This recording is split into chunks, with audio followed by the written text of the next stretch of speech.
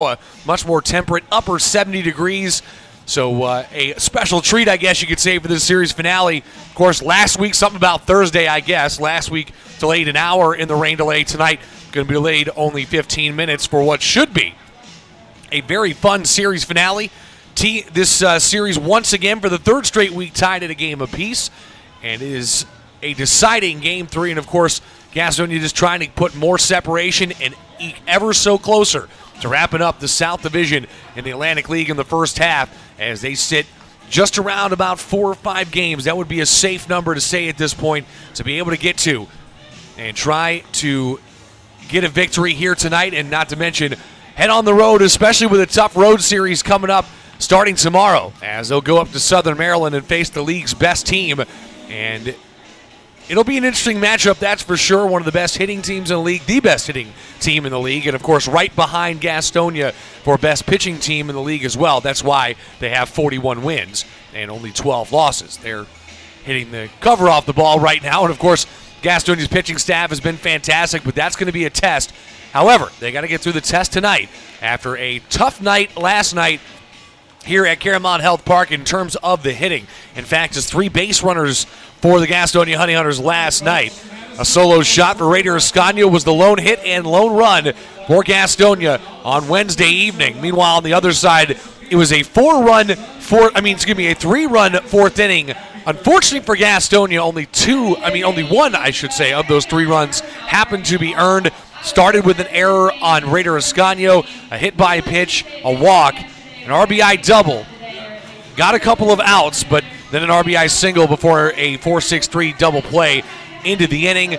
That's all they really needed, though, as that put the separation on the board between the two teams. A solo shot by Angel Beltre added to the lead in the top half of the 9th inning, but at that point, judging by the way the offense was going for Gastonia, it was kind of already over. But either way, Gastonia needs to come out tonight and set the tone. Now, everybody's going to have an off night. That is for sure. And for a team that has been pretty red hot over the last couple of weeks of the season, inevitably, you're going to have that game where this stuff isn't working. Not to say they didn't hit the ball hard. I mean, they did strike out a handful of times last night, but for the most part, comparatively speaking to what we saw this weekend in Lexington, they hit the ball hard, just got underneath a few balls, couldn't quite get it out of the reach of the fielders, and it ended up being a relatively quick 9-inning game last night, less than 3 hours in total time of that ball game, starting just about on time, just shortly after 6:15, and wrap it up at just after 9 o'clock local time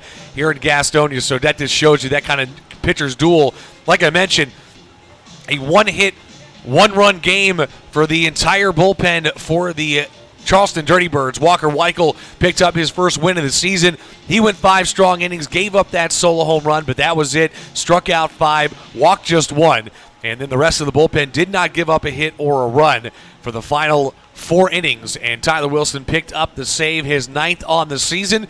That was all she wrote, but a different night here tonight, both temperature-wise and, of course, a little bit different lineup for your Gastonia Honey Hunters as well, as we'll talk more about that. A couple of lefties on the mound tonight, just like we saw back in Game 1. We'll see if Gastonia can use it to their advantage. We'll talk about that lineup when we get back here on the Honey Hunters Radio Network. 1450 WGNC AM and 101 FM here in Gastonia, Charlotte. We're back right after this here on the Honey Hunters pregame show. Hey kids, have you seen it? Better yet, have you tried it? It's the new look Watson's Kids Zone at Caramount Health Park. The Watson's Kids Zone is new and improved with a slide that I've heard can give you a view of Charlotte. Allegedly. It is the best game day experience possible, and you can find it at Caramount Health Park during every Gastonia Honey Hunters game. The new Watson's Kids Zone at Caramount Health Park. Folks, do you find yourself lacking confidence in public places? Would you like to earn respect among your peers and be well received socially? I've got just the answer.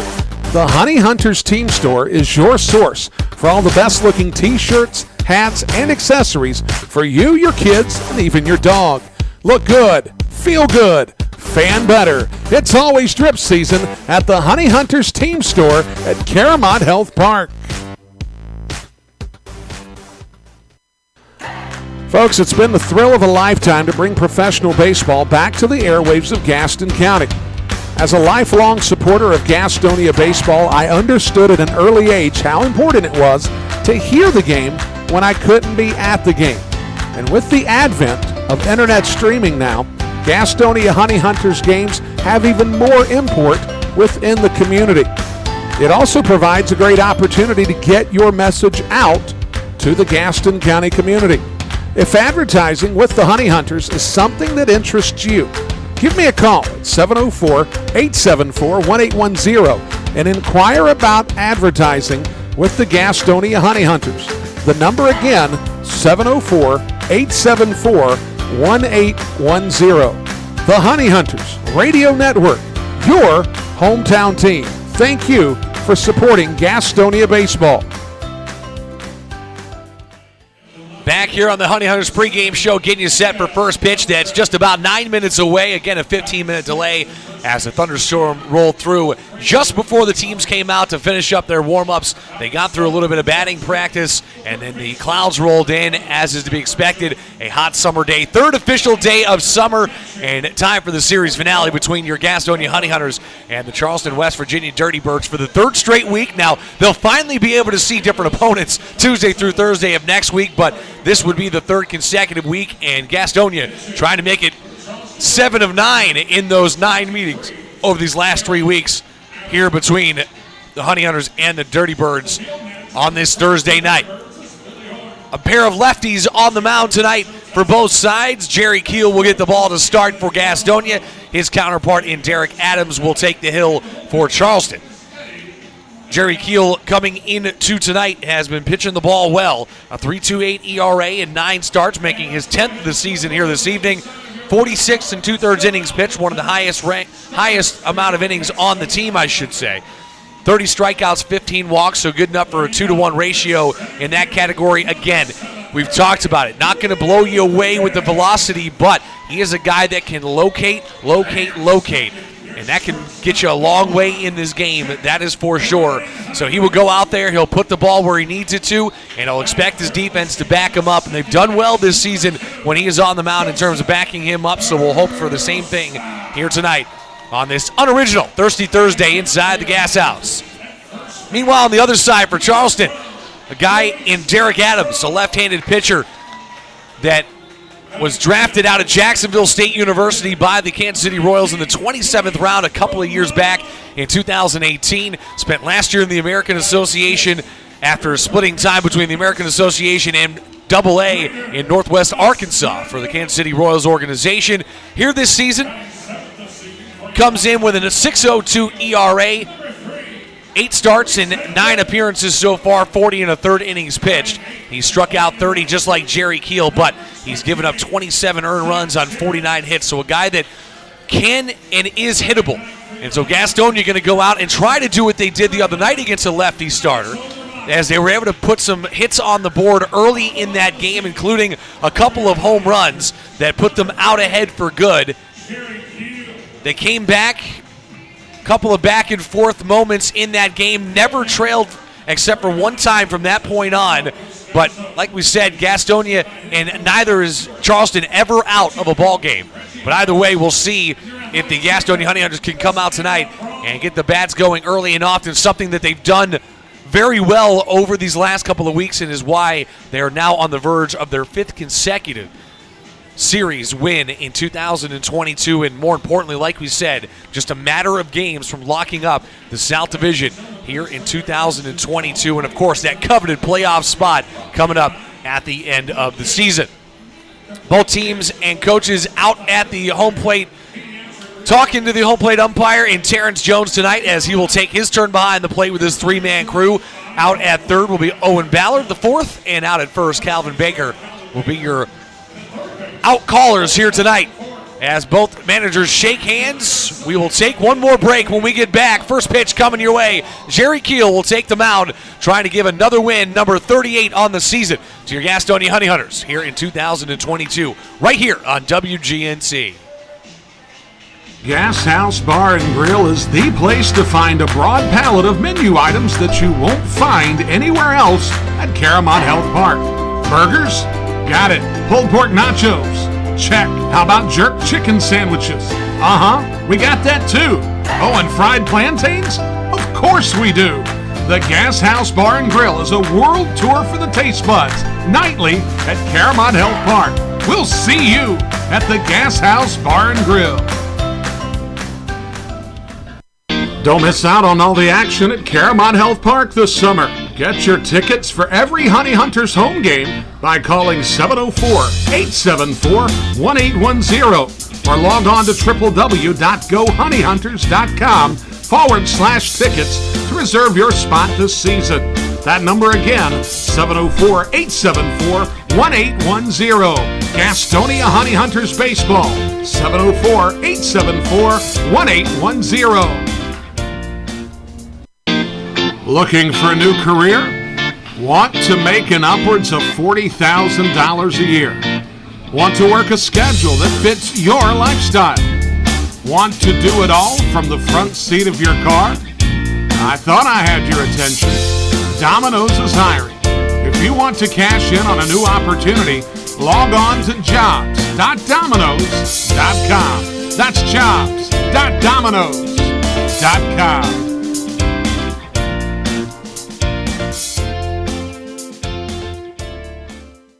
Find out where your honey hunters are playing all season long at www.gohoneyhunters.com. Ticket information, www.gohoneyhunters.com. If you're looking for the latest game day fashion or wanting to bring a group to Caramont Health Park, gohoneyhunters.com. Your online home for the Gastonia Honey Hunters is gohoneyhunters.com. That's www.gohoneyhunters.com. Fans, make sure that you come out for an exciting June at Caramont Health Park as your Gastonia Honey Hunters take on the best of the Atlantic League. On June 10th through 12th, the High Point Rockers make their way to Caramont Health Park. On June 14th through 16th, as well as the 21st through the 23rd, the Charleston Dirty Birds come to Caramont Health Park. The Wild Health Genomes return to Caramont Health Park from June 28th through the 30th. Get your tickets by calling 704-874-1810. The number again, 704-874-1810. 704-874-1810. Gastonia Honey Hunters Baseball, your hometown team. Get social with your favorite baseball team at Go Honey Hunters on Facebook, Twitter, Instagram, and TikTok. That's at Go Honey Hunters on all of our social media platforms. Since 1927, GSM Services has been the experts for providing services and finding solutions for issues such as heating and cooling, hot, cold, or drafty rooms, high utility bills, nasty crawl spaces, attic insulation, duct and dryer vent cleanings, indoor air quality, and much more. GSM Services, your one-stop shop for all comfort issues in your home. GSM offers 100% satisfaction guaranteed, and right now they're offering a free home energy audit. So if you're having any issues in your home or office, know that you can always trust leaving your comfort to GSM. Call 1-800-NEW-COOL or visit GSMsince1927.com to talk to someone about any comfort issues you're having in your home. GSM is a proud sponsor of your Gastonia Honey Hunters. Being first, the beginning of the line. So many people work so hard to be number one. But at Caramont Health, you don't have to struggle to be first. We prioritize you. Our award-winning teams use advanced treatments to serve you. We deliver the compassion and quality you deserve, always growing, building, and innovating for your care, your health, your life. Caramont Health.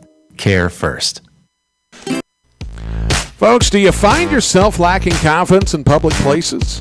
Would you like to earn respect among your peers and be well received socially? I've got just the answer. The Honey Hunters Team Store is your source for all the best looking t-shirts, hats, and accessories for you, your kids, and even your dog. Look good, feel good, fan better. It's always drip season at the Honey Hunters Team Store at Caramont Health Park. Folks, it's been the thrill of a lifetime to bring professional baseball back to the airwaves of Gaston County. As a lifelong supporter of Gastonia baseball, I understood at an early age how important it was to hear the game when I couldn't be at the game. And with the advent of internet streaming now, Gastonia Honey Hunters games have even more import within the community. It also provides a great opportunity to get your message out to the Gaston County community.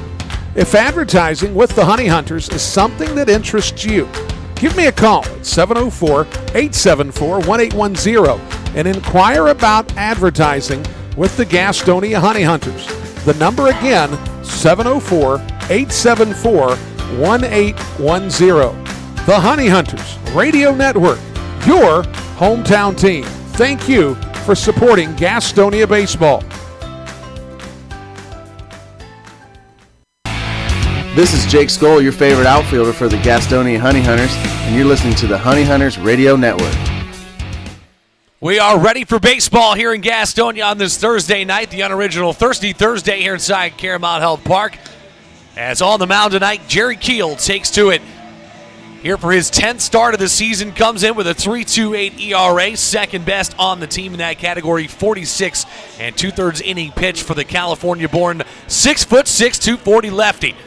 Ninth round pick by the San Diego Padres back in 2015 out of Cal State Northridge.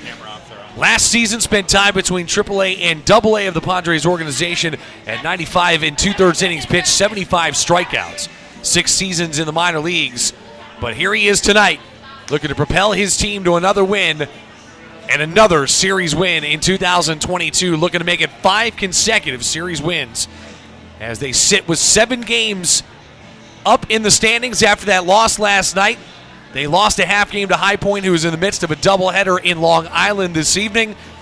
But a 7-game lead with just 11 games left to be played in the first half. Right now, if you're Gastonia, you control your own destiny. Couple of wins, both tonight and maybe taking a couple this weekend.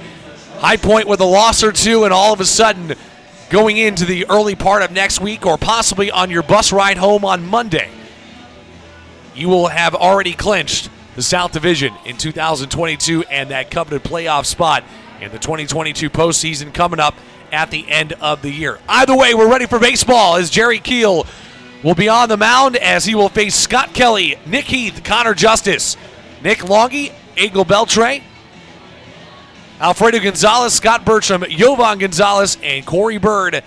The lineup from an evening ago is ready to go here tonight. Scott Kelly, in his 56th game played for Charleston, will get us started as he takes a called strike to the outside corner, and we're underway on a 2-seam fastball. Jerry Keel, a guy that 89, maybe about 90 is where he's going to sit on that fastball, but he can change his speeds. His sinking circle change dies out and away from the right-handed hitters. Always a tough one to try to pick up out of the hand.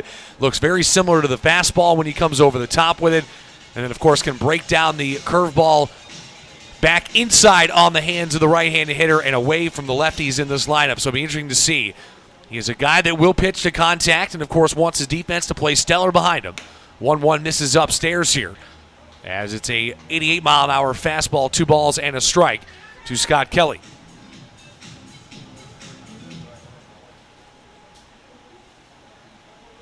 Scott Kelly comes in 226 on the season in his 56th game play, the hitting coach for Charleston this season. As that one just missed outside, 3-1. Thought the breaking ball was going to be a strike, but apparently just slightly too far off the black of the plate towards the left-handed batter's box. And that'll make it a 3-1 count to the leadoff man. Scott Kelly, a guy that has scored in all times he has been on base this series, except for one last night. But he takes a call strike to the outside, and Jerry Keel back in the count here with a payoff pitch to the leadoff hitter. Nick Heath waits on deck.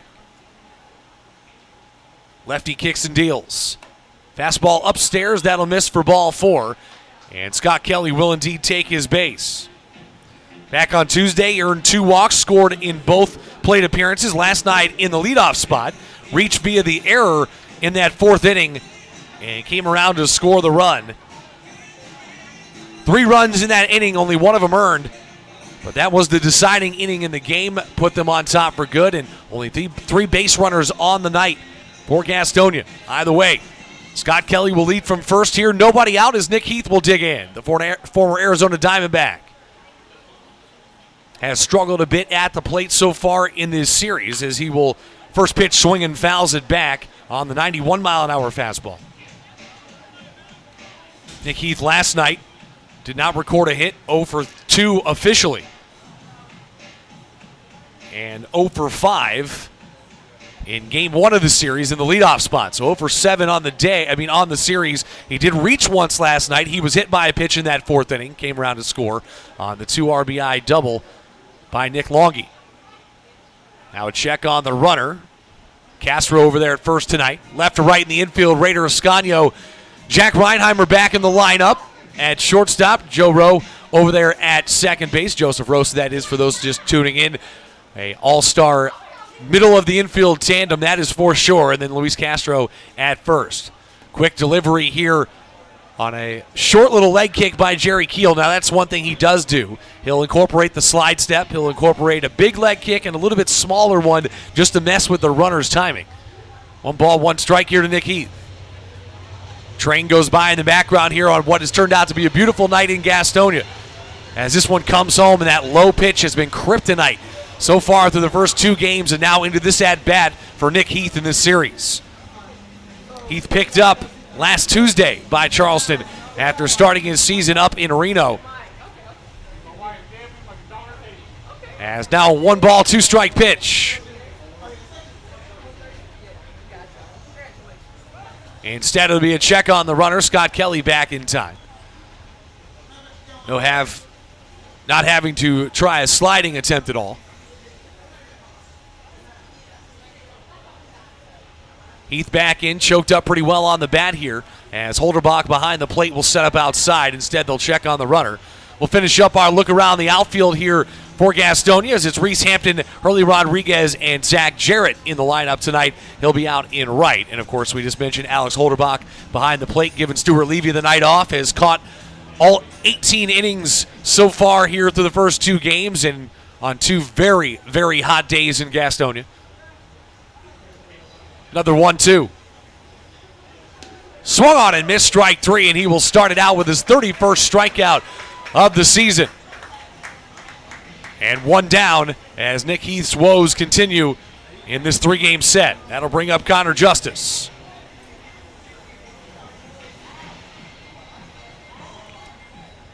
Justice, the shortstop in last night's win, didn't record a hit. He walked in that 4th inning, ended up getting stranded at 3rd.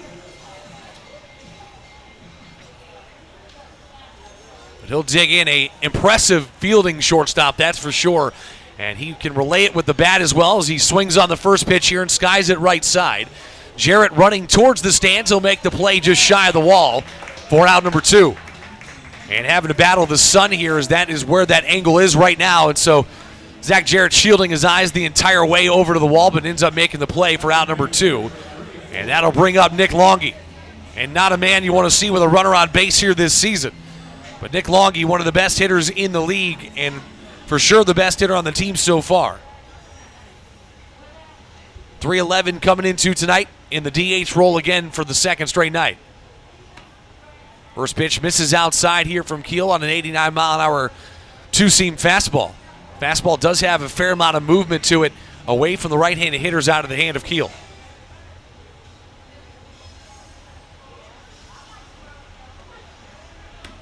Second pitch also misses. 2 balls, no strikes to Nick Longy.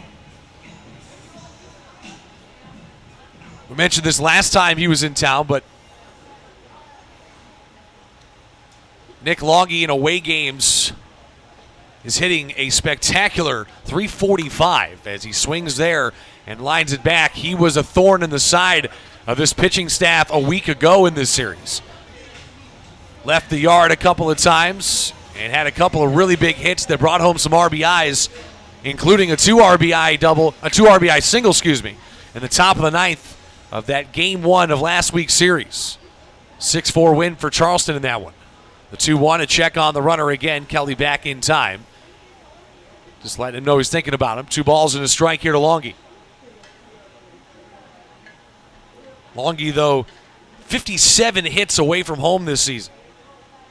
57 total bases, 30 hits. Helps if I can read. Swung on and missed that time. Was not in the lineup on Tuesday, but back in the lineup here tonight for the second straight evening in the DH spot. Oh, Tom Jones breaking out in the ballpark here in the first inning. 2-2. Almost got him to chase a breaking ball out and away, 79 miles an hour. So shows you there it can drop 13, 14 miles an hour off the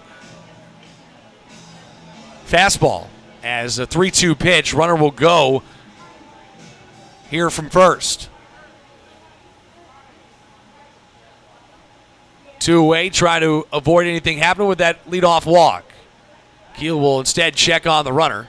Again, knowing he's going, don't want to let him get too much of a jump.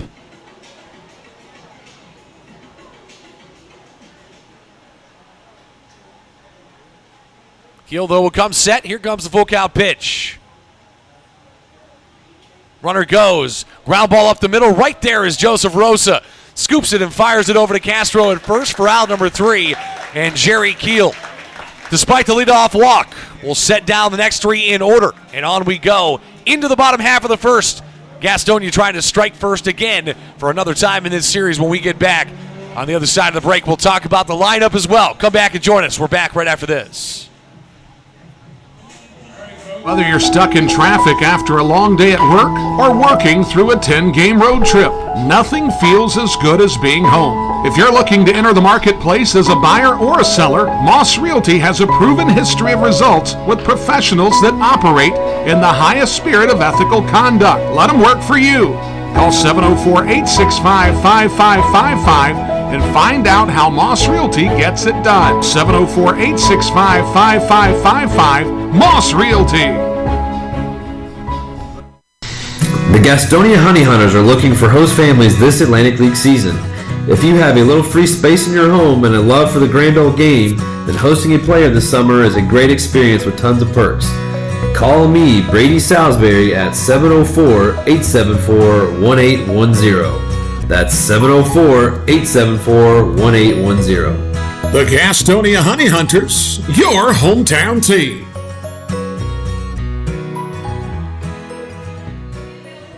Bottom first here in Gastonia. Nothing, still the score after Jerry Keel for the third straight night for a Gastonia starter. Puts up a 0 in the first inning. Meanwhile, their hitters try to do something a little bit different, as it'll be Hurley Rodriguez to lead things off. He's out in center tonight. Jack Reinheimer back in the lineup. The hard-hitting right-handed hitter against a lefty pitcher in Derek Adams. He will bat second and be out at shortstop. Joe Rowe in the 3 spot. He'll switch hit bat right here to start the game out. Luis Castro will bat 4th out at first. Luis Roman in the lineup, batting 5th in the DH spot. Raider Ascanio out at 3rd, batting 6th. Reese Hampton down to number 7 in the order.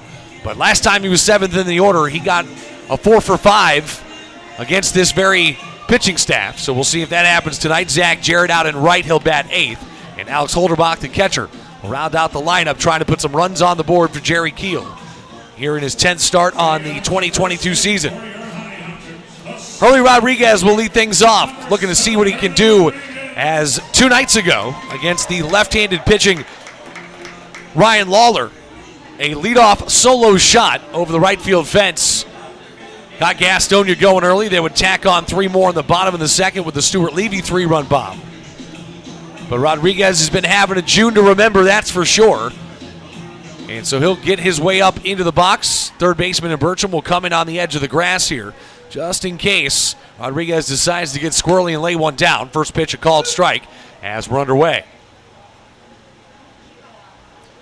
Derek Adams went to Jacksonville State, who was formerly a part of the Ohio Valley Conference, since then has joined the A's Sun, picked in 2018 in the 27th round by the Kansas City Royals. Spent last year splitting time between Northwest Arkansas, that's AA for the Royals, and then went to the American Association out in Lincoln.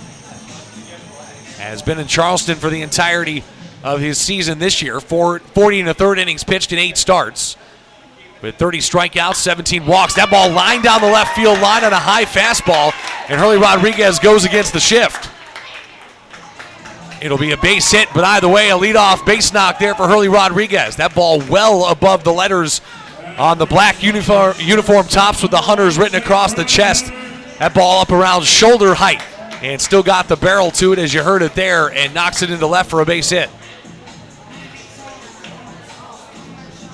That'll bring up Jack Reinheimer now. Hit number 32 on the season for Rodriguez as Reinheimer takes a called strike. Had 2 at-bats the other night. Back on Tuesday.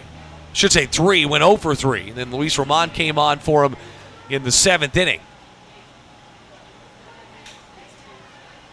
Ground ball left side, sounded like it broke the bat. On to second, they go for 1. Back to first, did they get him? Yes, they did. 5-4-3 for the double play, and just like that, there's 2 outs here in the bottom of the first. Charleston giving Gastonia a little taste of their own medicine. Rolled up 2 double plays last night to Gastonia. But Charleston will pick up a double play, I should say, here to start tonight.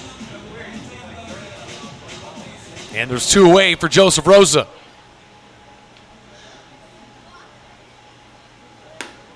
That ball will miss out and away here from Adams on the first pitch. And a guy that can still do damage with nobody on has shown a pretty good ability to hit from both sides of the plate as he scoots out of the way of that one, but it's still called a strike on the inside corner there. Good job on the 2-seam fastball to backdoor him by Derek Adams. Adams rocks and fires. Got him to chase one out and away. 82 miles an hour on the changeup. Skipped across the dirt as Scott Rosa to throw the head of the bat at it for strike 2.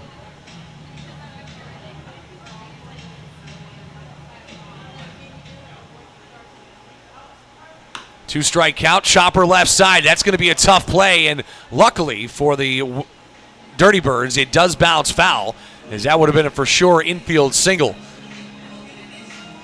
It's pretty much the only thing you do on that as a fielder is trying to spin and fire, and you'll more than likely end up throwing the ball away. Or at the very least, probably won't get the runner with the speed that Joseph Rosa has. Either way, Rosa will dig back in. He'll redo a 2-strike pitch.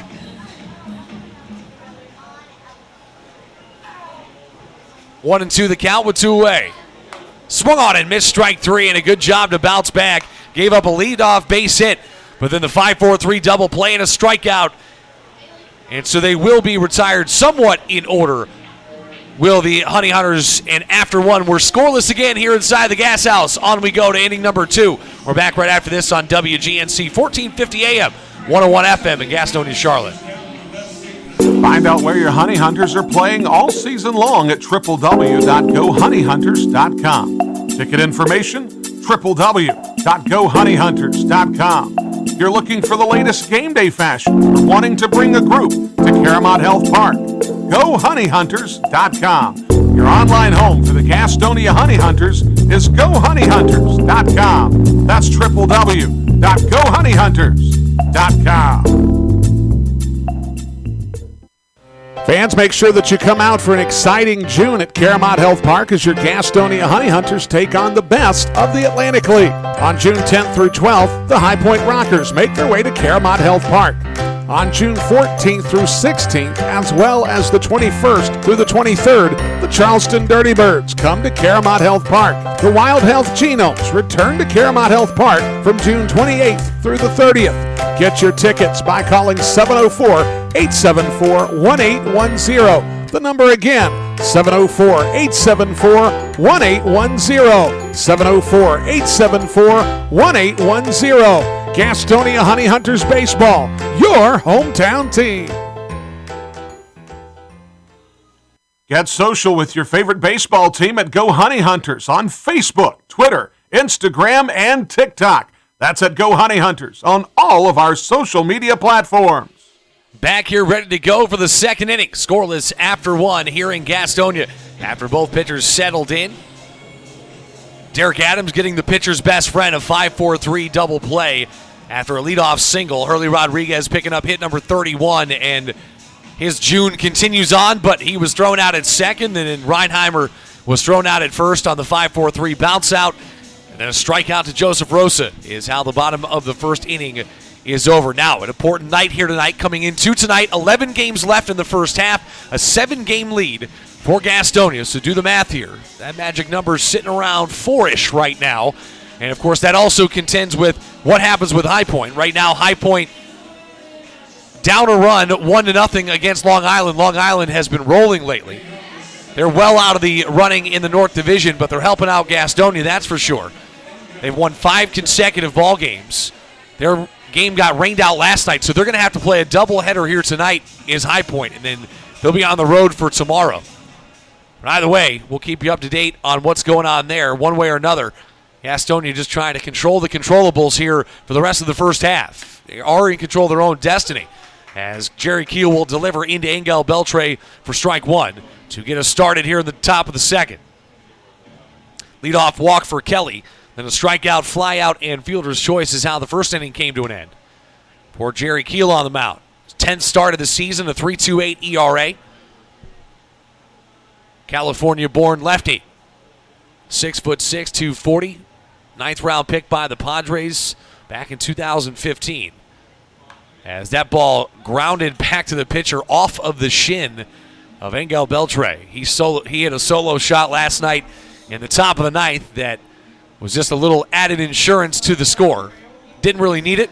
A 4-1 victory after a one-hit, one-run game by the pitching staff for Charleston last night. That one run coming on the Raider Escanio solo shot. Escanio will be due up third in the bottom half of this inning. Beltre watches one out and away here on the 1-2. That'll even the count now. 2 balls, 2 strikes. Beltre, a guy that has also seen time in the majors, mainly with Texas. Back in the early 2010s, as now this ball soars its way out into center, but Hurley Rodriguez has a beat on it, and he's there for out number 1.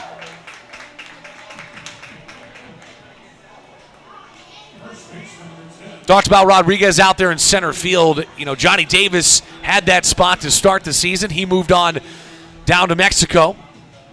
But Hurley Rodriguez always had that reputation. He was going to be in the starting lineup somewhere. There's a very talented outfield here in Gastonia. A wealth of options for Goose Gatso here in 2022. But a guy like Hurley Rodriguez was no doubt about it, I should say, going to be in the starting lineup at some point. He's, of course, become the everyday center fielder. Struggled a bit as he got into things, but he has gotten hot and stayed hot here in the month of June. 23 days in and has well over that amount of hits. As this ball, first pitch swinging by Alfredo Gonzalez, is popped right side. Long run for Castro. He'll backpedal his way towards the bullpen and make the play for out number 2. Castro into first base here tonight against the left-handed pitching, but he does have a good defensive first base, and he makes a play there.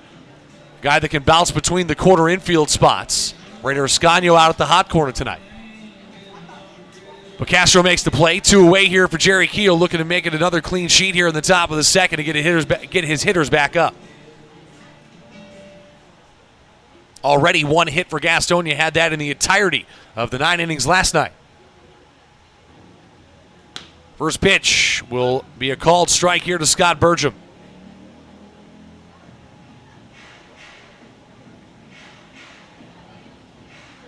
Bertram, a guy that has been dangerous at times as he shoots one out to the right center field gap here. That one's going to bounce by Jarrett. Bertram around. Here comes the throw from Jarrett into second base, but Bertram will get his way in.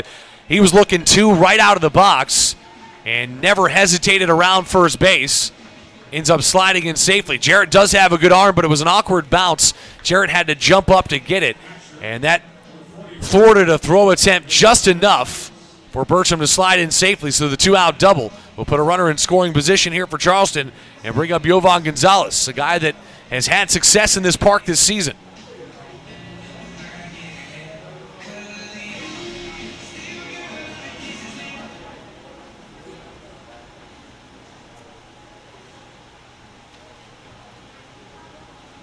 Keel taking a couple of looks back at Bertram. He'll bring the first pitch home, called a strike outside. Now, Keel, credit where it's due, has done a really good job through the first 7 hitters, and now 8 here with Yovan Gonzalez up in 8th in the order. Behind the plate tonight is Gonzalez. But he's done a good job at first pitch strikes. Slider out and away. Looked like he tried to guide that one in. And Holderbach had to slide his way into the left-handed batter's box to make the play. It's 1-1.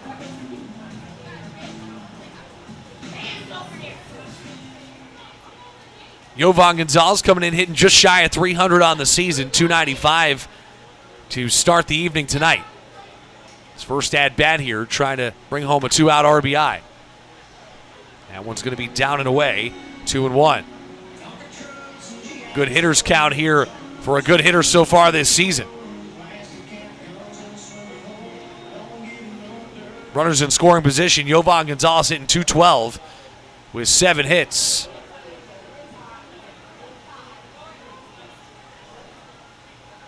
High leg kick from Keel, well out in front, was Jovan Gonzalez as he puts it back towards the Gastonia, dugout. For some reason, can't pronounce my words right tonight. Third game in a row. Sometimes mine just continues to melt. 2 balls, 2 strikes. 2 outs here in the inning with a runner at second base. Trying to strike first again. Here's Charleston. Keel delivers. Ground ball back up the middle, almost behind the back play. Instead, Rosa scoops it up behind the second base bag. On to first it goes for out number 3. And the 2-out double all for naught. As once again, it's 0-0 through 1.5 here in Gastonia. We're on into the bottom half of the inning. Luis Castro, Luis Roman, and Raider Ascanio due up for Gastonia when we get back here on the Honey Hunters Radio Network. Being first, the beginning of the line. So many people work so hard to be number one. But at Caramont Health, you don't have to struggle to be first. We prioritize you. Our award-winning teams use advanced treatments to serve you. We deliver the compassion and quality you deserve, always growing, building, and innovating for your care, your health, your life. Caramont Health. Care first. Being first. Being first. Since 1927, GSM Services has been the experts for providing services and finding solutions for issues such as heating and cooling, hot, cold, or drafty rooms, high utility bills, nasty crawl spaces, attic insulation, duct and dryer bed cleanings, indoor air quality, and much more. GSM Services, your one-stop shop for all comfort issues in your home. GSM offers 100% satisfaction guaranteed, and right now they're offering a free home energy audit. So if you're having any issues in your home or office, know that you can always trust leaving your comfort to GSM. Call 1-800-NEW-COOL or visit GSMsince1927.com to talk to someone about any comfort issues you're having in your home. GSM is a proud sponsor of your Gastonia Honey Hunters.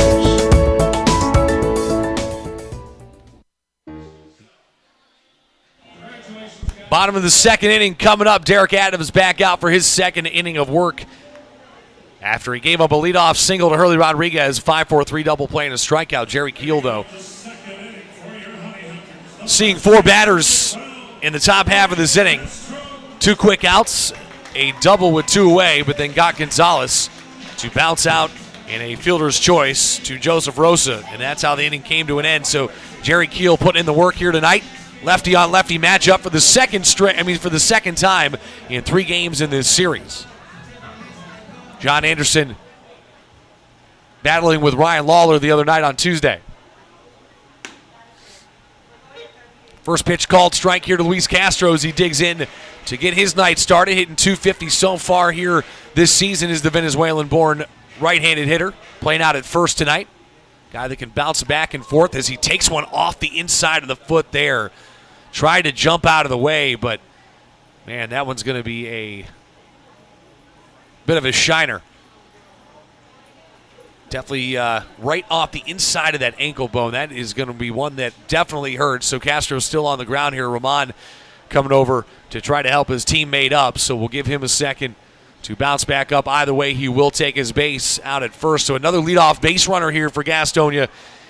Already 2/3 of the way to the amount of base runners they had for the entirety of last night. Just 3 on the night, and a one-hit performance from Gastonia, a rarity so far this season. Castro still being attended to. Luis Roman will step in. It'll be a lefty-on-lefty matchup here for Luis Roman as he'll dig in. He's got some power numbers on the season, 7 home runs, 5 of them coming here at home. As Castro onto his feet, and a round of applause there. That was a curveball, so I guess better than the fastball, but still hurts either way.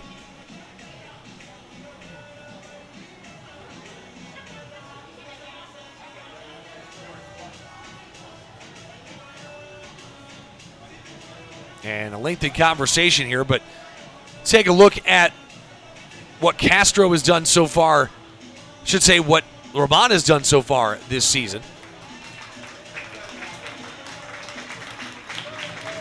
Here at home, Roman hitting .265 with 18 hits. 6 of his home runs have come here inside the friendly confines of Claremont Health Park.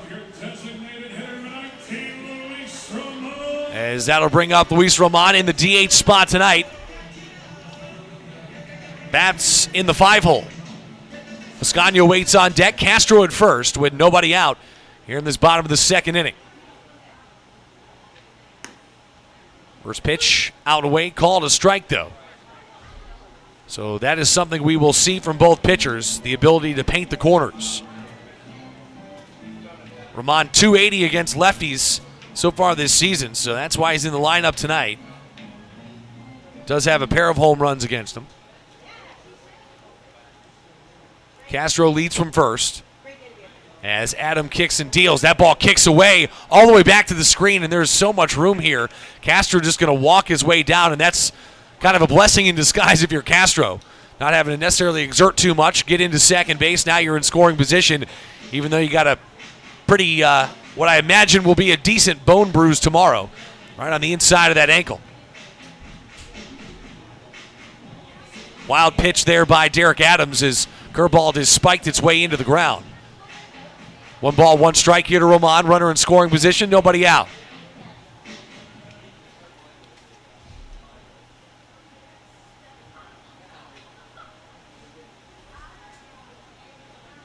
Adams deals.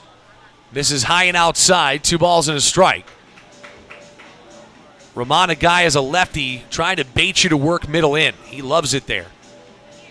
Not that he can't hit the outside pitch, but he is a pretty decent pull hitter. And so inside, middle in, that's where he wants the ball to be. Can get his wrist through the zone very quickly as he swings on one there, fouls it straight back. Left the follow through up on that one. Knows he just missed it, but either way, missed it. And it's 2-2.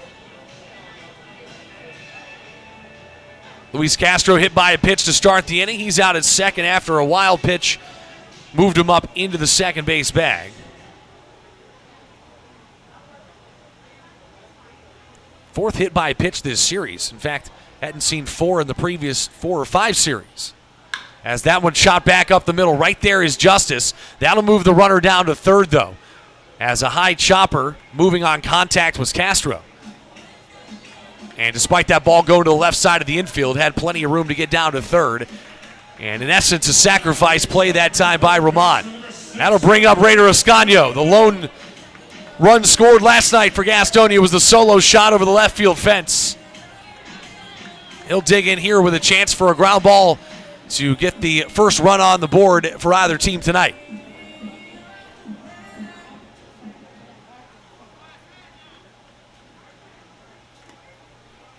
Again, they had the shift on Roman back up the middle. Right now, a little bit more of a straightaway type play for Raider Ascanio. Beltre, the left fielder, shading pretty far towards left center field here. A lot of room down that left field line, so if he can get out in front of a possible breaking ball here and continue that direction. Of course, the breaking ball helps him out in that aspect. If he hits one off the cap of the bat here, though, squirts foul of the first base line. That'll be first strike of the count, 1-1. With that curveball coming in, if he can get the spin going and bring it down that left field line, that'll for sure obviously score the run, but more importantly, would probably put him into scoring position. Ascanio does have some deceptive speed. 268 is Raider Ascanio. As that one misses out and away. He's another guy that's been having a sensational June. Up over 50 points in the batting average.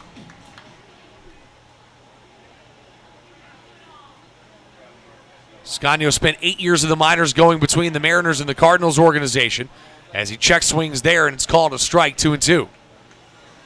In those 8 years, played 765 games, had 547 hits, 103 doubles, 33 home runs, and 244 RBIs. Spent the last 2 seasons playing in the Venezuelan Winter League and then the Caribbean Series. As he chops one back up the middle, that'll score a run. Going to be a tough play, barehanded by Justice, and he got him in time. And that is where the fielding prowess of Connor Justice comes into play. Tough play, had to come all the way through on a bare hand. But either way, Gastonia will strike first and make the most of a one-out situation with a runner at third. And back-to-back high choppers to the middle of the infield.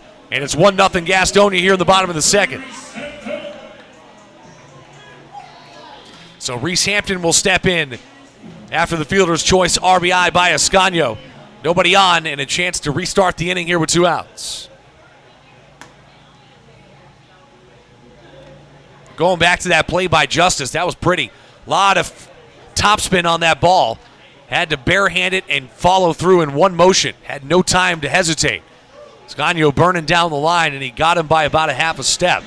0-2 now on Hampton as he swings through a fastball. Strike 2.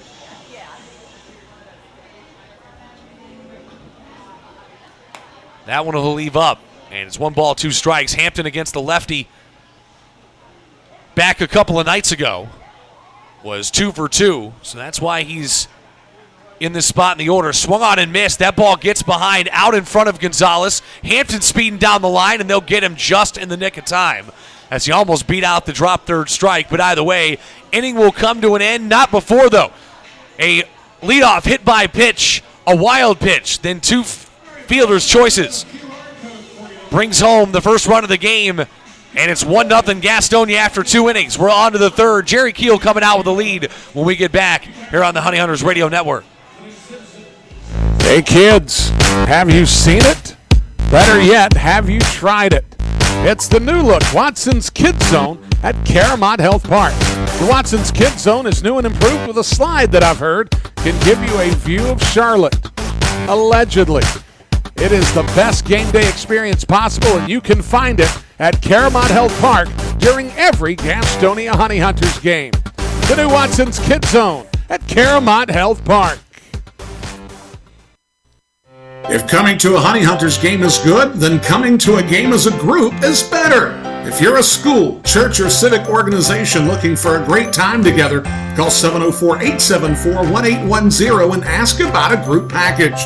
The number again is 704-874-1810. Ask about our picnic options that include hot dogs, sliders, and pulled pork. 704-874-1810. Honey Hunters Baseball. Better with friends. The Gas House Bar and Grill is the place to find a broad palette of menu items that you won't find anywhere else at Caramont Health Park. Burgers? Got it. Pulled pork nachos? Check. How about jerk chicken sandwiches? We got that too. Oh, and fried plantains? Of course we do. The Gas House Bar and Grill is a world tour for the taste buds, nightly at Caramont Health Park. We'll see you at the Gas House Bar and Grill.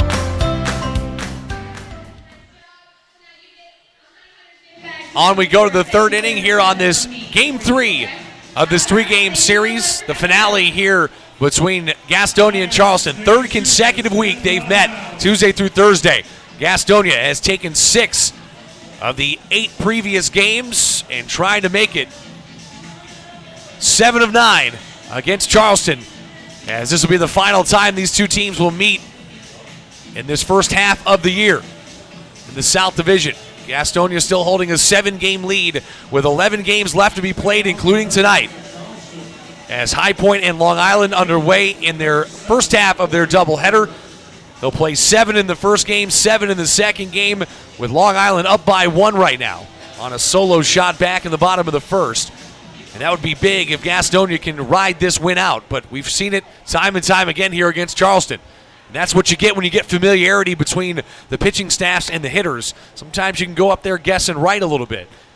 So Charleston has really never been out of a game throughout the entirety of this series so far this season when these two teams have met. Want to know the count here to Corey Bird, batting ninth tonight. Has been a big pickup, has the Charleston native for this Dirty Birds team. Got picked up just about a week ago. In fact, coming up on celebrating his 1 week with this team.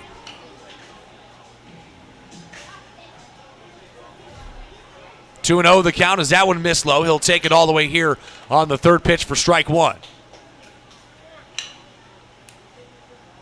Corey Bird hit seventh last night, was 1 for 4 with an RBI single in that big 3-run third. Or 3-run fourth, I should say, is now he skies one out to right field. Back goes Jarrett, trying to make the play. It kicks off the wall as Jarrett barrels into it. Bird around second base as he will haul up into third base with a leadoff triple in the bottom of the order. And a tough break for Jarrett, having to battle the sun. Almost made a spectacular play in the wall as that ball just fell shy of a home run. Jarrett taking a few seconds to get up. I mean, he went full speed into the wall out there and right. And so the training staff going to come out and see if they need him. Jarrett waving him off, but athletic trainer still going to head out there on the request of Goose Gazzo. Doesn't want to see his right fielder have to deal with anything here in this early part of this ball game, so they'll head out there. And like I say, Jarrett got to applaud the effort on it. Did not give up on that ball as it kept on carrying and almost made an impressive play instead. It'll be a leadoff triple for Corey Bird.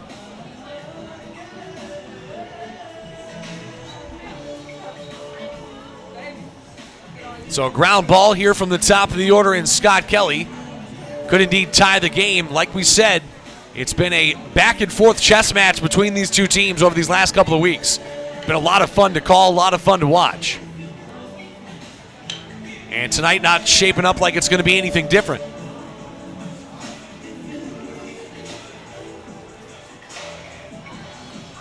And Jarrett going to be just fine. He'll remain in the ball game.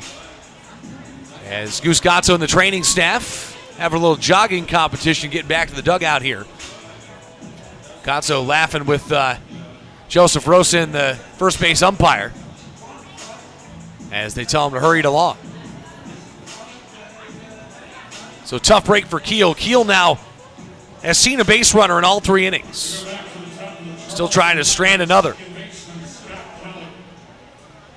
2-out double by Bertram in the top of the second. Stranded them at second base after a fielder's choice to Jovan Gonzalez, but a little bit trickier situation here in the third. Leadoff triple for Corey Bird. Has him at third base now, nobody out. Scott Kelly at the top of the lineup steps into the box. 0 for 0 with a walk so far is Scott Kelly. Definitely shortens up the strike zone as he comes in, and a little bit of a crouch. And just kind of ever so slightly shrinks the strike zone for Jerry Keel here. 1-0 as that one misses up. Kelly, the do-it-all guy for Charleston, as he is the hitting coach. Leadoff guy, has played in all 56 games now starting tonight. And he fouls that one back into the screen. 1 ball, 1 strike. Just needs a ground ball here back up the middle, and that should be deep enough to score Bird from third. That's going to be a fun one tonight. A little Ryman action for you if Bird keeps getting to third base. Beautiful night for baseball here in Gastonia, though, as temperatures are much more approachable. Upper 70s here tonight after the rain rolled through and delayed us by about 15 minutes. Luckily, though, it didn't delay us by an hour or more for the second straight Thursday. Something about Thursdays, though. Rain likes to roll through late in the week, I guess. 2 balls and a strike to Scott Kelly atop the lineup here for Charleston with a runner at third, nobody out here in the top of the third. Line down the left field line, heads up for Corey Bird down there in the third base path, I should say. As that ball came screaming towards him and just kind of squatted down and hoped it didn't come anywhere near him. ends up going down towards the bullpen for a strike, even now 2-2.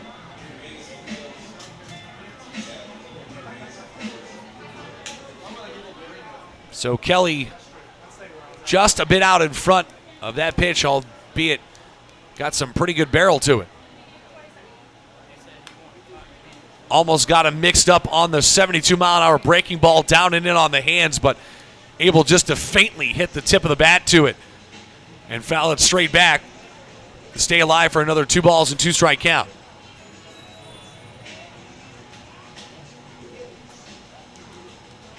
Last night a pitcher's duel.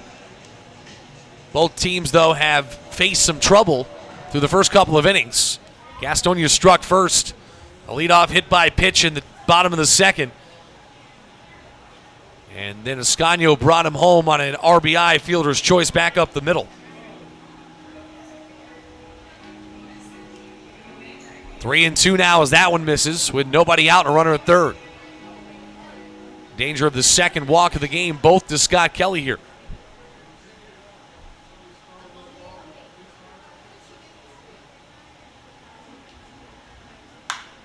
That ball sent out to right field.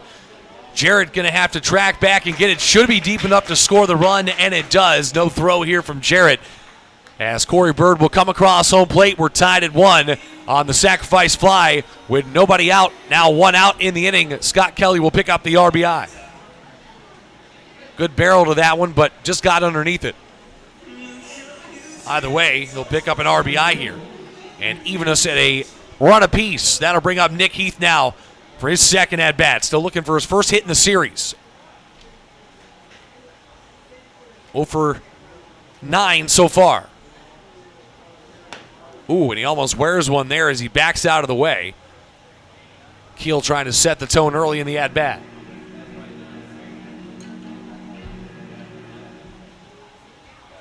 That's the one thing I'll give Charleston in watching what they do.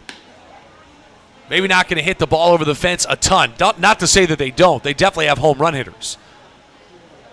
But they do a good job working station to station and just doing their job and getting runs home. 1-0 comes in for a strike. 1-1 as this one comes home. Swung on and missed to the dirt, and that, like I say, has been Nick Heath's kryptonite here this weekend, especially from left-handed pitching. Down and away, he has chased a whole lot in the first and now the third game of the series. Heath tried to avoid his second strikeout. He will foul tip that one off the glove of Alex Holderbach.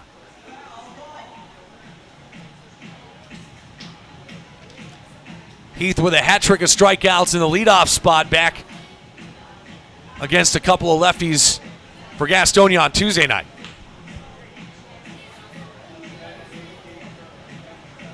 Home plate umpire Terrence Jones doing a good job there as Holderbach taking a second to shake the handoff. That ball came off the barrel of the bat and right off the tip of the glove, and I'm sure that one hurt the fingers just a bit.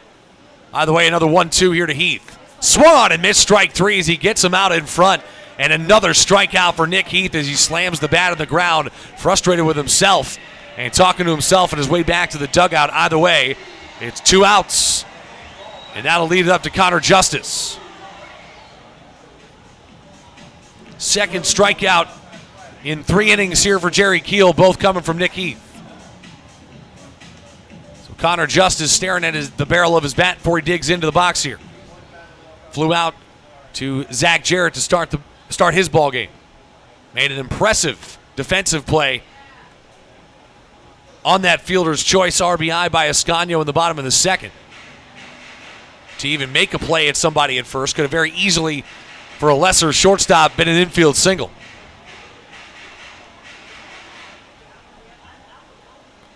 Swing and a miss on the first pitch. Second one comes home. That one upstairs. 1 ball and a strike.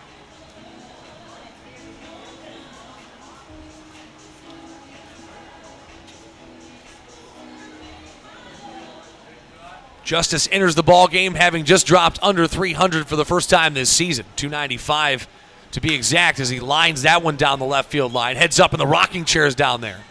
In fact, that one gets up under the pavilion. And EMT dodging out of the way, so That's good, because if the EMT goes down, I'm not sure what we do at that point.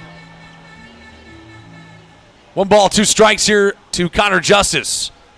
As after the leadoff triple and the run coming home to score on the sac fly RBI, Keel just trying to limit it to 1. Curveball misses well up top. And before this inning started, they were out there throwing some black pellets down where the plant foot is for both lefties here tonight. Artificial mounds have the same problems as dirt mounds. That plant foot will always wear a spot away, especially with as much rotation on the bottom of these cleats as happens for all these pitchers. As this ball blooped out into left field, Hampton was coming on, thought about making a diving try at it. Instead, he'll pull up and let it bounce. Didn't want to let it get by him and have it be a 2-out double, so instead it'll be a 2-out single here. And now Nick Longy will dig his way in.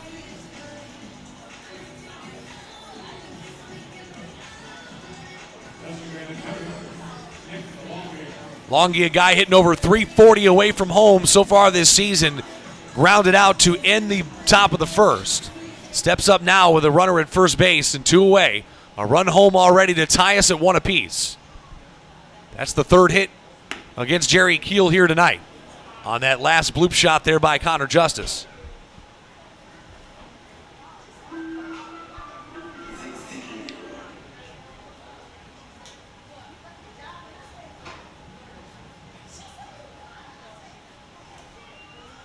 Already 52 pitches for Jerry Keel here into his 3rd inning. That ball skips across the dirt. Ball 2 to Nick Longy. Waiting on deck, Angel Beltre.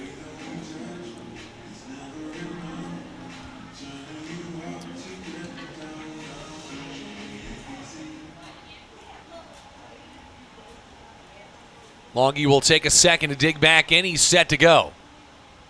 The pitch from Keel, swinging there. And one thing I've noticed about Longy in the latter 2 games of this series, did not play on Tuesday night, was a DH last night, until the DH was lost in the 4th inning. But one thing I've noticed is he's been pulling his head a pretty good amount on the follow-through. As the runner goes on a high leg kick, hit and run, as that ball grounded down the left side, but foul, as Ascanio touches it behind the third base bag, but well fouled the third base line. So the hit and run, all for naught. Connor Justice going to have to come back to first. It was a 3-0 pitch. I should say a 2-1 pitch. And now 2 balls and 2 strikes.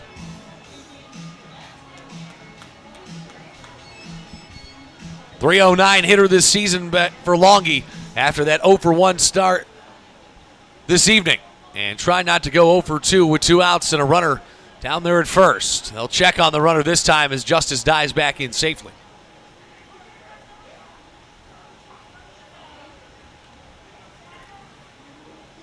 Justice does have 5 stolen bases so far this season. Hasn't stolen one yet in the series. Leaning that way, though, as Keel, we talked about it, can mix it.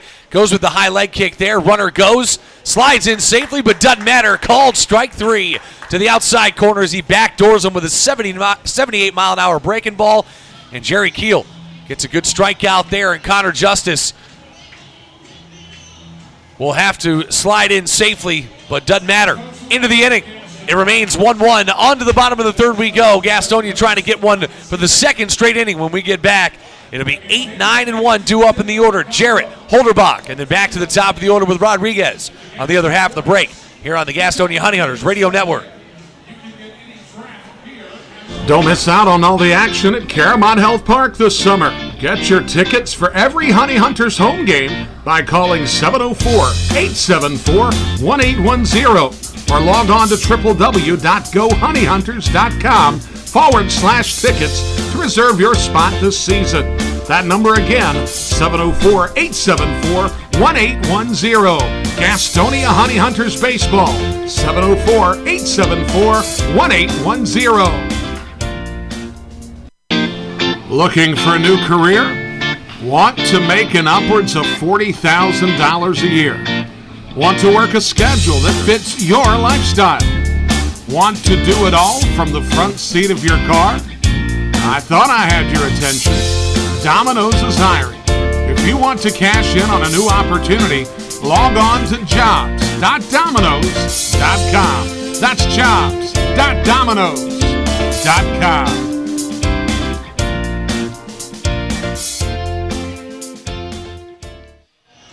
Gastonia has a 7-game lead with 11 games left to be played, including tonight.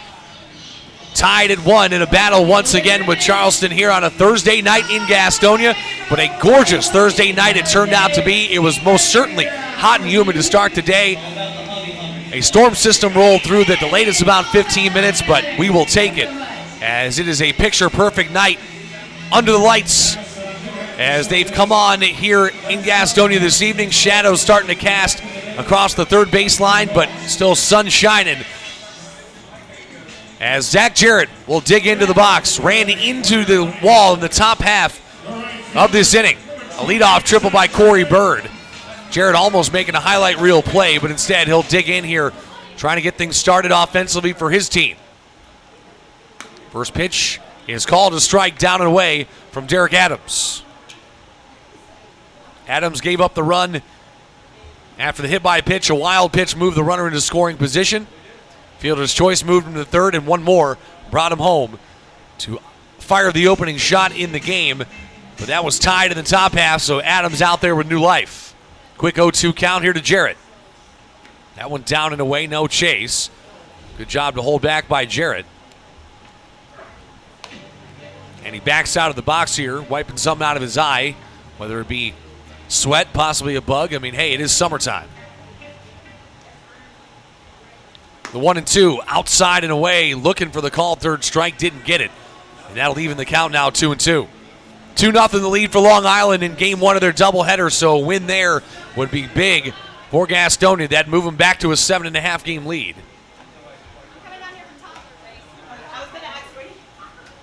Comes the pitch, swung on and missed by Jarrett as he dies out and away on that circle change, and no chance at it there for Jarrett. 1 up, 1 down for now Alex Holderbach to dig in.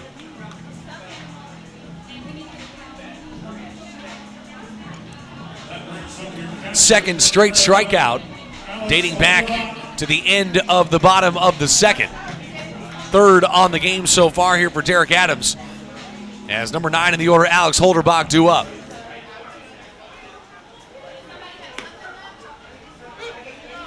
First pitch called a strike here. Holderbach, the opposing catcher, always a tough one when you don't agree with the call. Looking back at home plate umpire Terrence Jones, asking him where it is. 0-1 the count here as second one comes in. That ball roped out into right center field, but a good run underneath by Heath. And Heath showing off the speed that time as it looked like it was going to end up carrying into the gap, but hung up just long enough for Nick Heath to run underneath it. We're out number 2.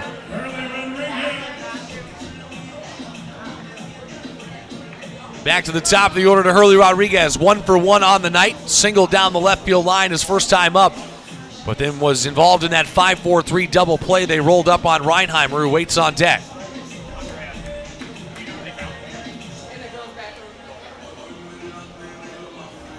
.250 hitter coming into tonight. That's now a little bit higher, up to .256, as he has been fantastic atop the lineup for Gastonia here in the month of June. Squares around a bunt as he pulled it back in time. As Derek Adams was wondering, the bat was still kind of just standing there. Hurley Rodriguez never pulled it back. But Derek Adams, frustrated, thought it was end up being a strike call, but instead it is called a ball. They did appeal it down to the third base umpire, Owen Ballard, and he said a no-go. Second one in and up on the shoulder there by Adams. A little frustration pitch, it looked like. 89 miles an hour, called a ball, 2-0.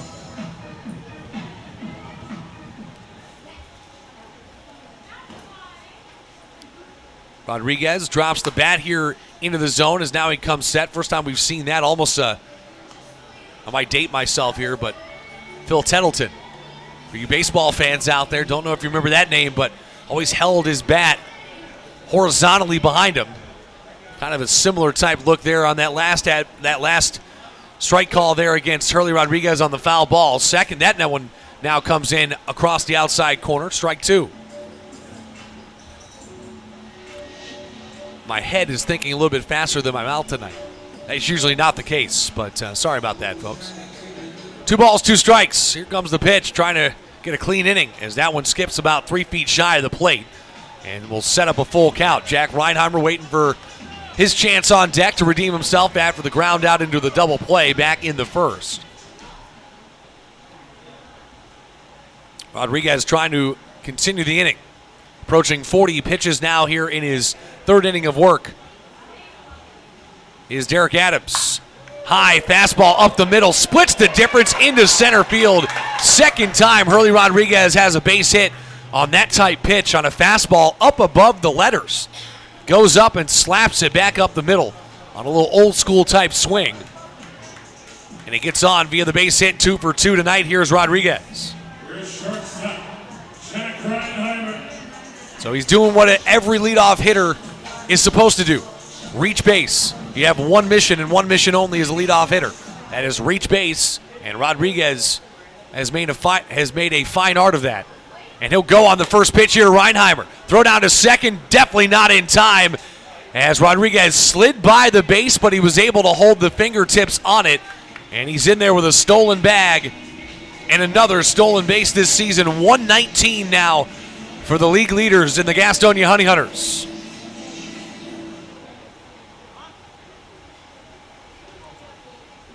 That's now number 9 on the season for Rodriguez.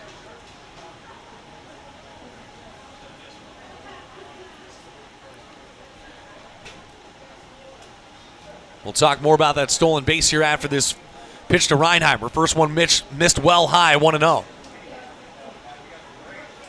Looking to regain the lead here in the bottom of the 3rd. Quick check, here comes the pitch. Swung on around the letters there by Reinheimer, but well behind the fastball. Going back to the steal, though. 119 steals now in just 55 games.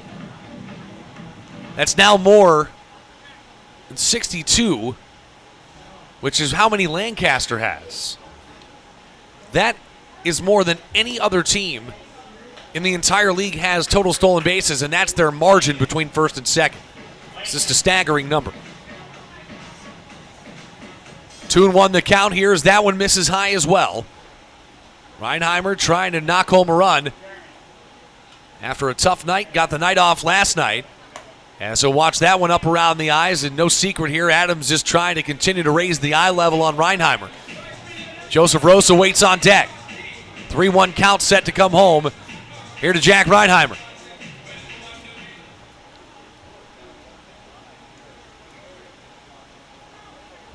Reinheimer pretty far off the plate here against the lefty.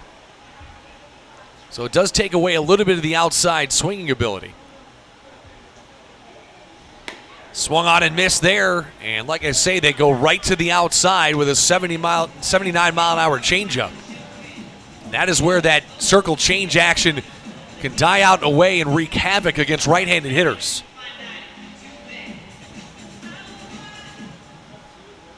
But Adams trying to end the inning and strand that runner at second. Full count pitch on its way. Grounded up the middle, right back to Adams as he will run it over to first, underhanded over to his first baseman, Alfredo Gonzalez, for out number 3. So the 2-out base hit and stolen base to put a runner in scoring position does not come to fruition for the Gastonia Honey Hunters. It will remain tied at 1 through 3 here in Gastonia. Locked in another battle with Charleston. We'll be right back after this here on the Honey Hunters Radio Network, WGNC, 1450 AM, 101 FM in Gastonia, Charlotte. Find out where your honey hunters are playing all season long at www.gohoneyhunters.com. Ticket information, www.gohoneyhunters.com. You're looking for the latest game day fashion or wanting to bring a group to Caramount Health Park. GoHoneyHunters.com. Your online home for the Gastonia Honey Hunters is GoHoneyHunters.com. That's www.gohoneyhunters.com.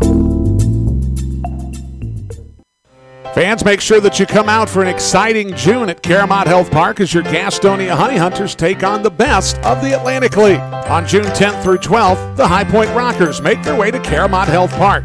On June 14th through 16th, as well as the 21st through the 23rd, the Charleston Dirty Birds come to Caramont Health Park. The Wild Health Genomes return to Caramont Health Park from June 28th through the 30th. Get your tickets by calling 704-874-1810. The number again, 704-874-1810. 704-874-1810. Gastonia Honey Hunters Baseball, your hometown team. Get social with your favorite baseball team at Go Honey Hunters on Facebook, Twitter, Instagram, and TikTok. That's at Go Honey Hunters on all of our social media platforms.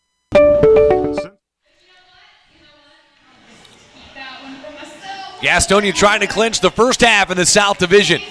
Up 7 games in the division right now with a 2-0 lead for Long Island in game 1 of their doubleheader that could go back to 7.5 before this game is even over. Right now tied at 1 with Charleston, who has been a pesky team and a team that has now played Gastonia 3 consecutive weeks. Final meeting between these two teams in the first half of the season here tonight. Gastonia will be home for one more 3-game set next week as they will host Wild Health here between Tuesday and Thursday of next week, the 28th through the 30th, that is, and then they will head on the road for the 4th of July weekend. But on the 4th of July, a special Monday edition, final game of the season, final game of the first half of the season against High Point. We'll be right here on the 4th of July, as they will say Beltray was actually hit on that pitch, on the inside pitch to the left-handed hitter. They say it must have grazed the back of his jersey as he got out of the way, but he will head down to first with a hit by pitch, and for the second straight inning, and third of the 4 for Jerry Keel, a leadoff base runner now for Charleston. Alfredo Gonzalez will dig in. The former White Sox popped out to Luis Castro to start his night.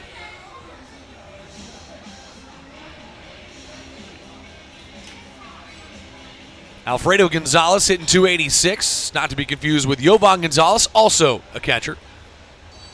With Jovan Gonzalez behind the plate tonight, Alfredo out at first. 20 total hits so far this season for Alfredo Gonzalez in just 23 games.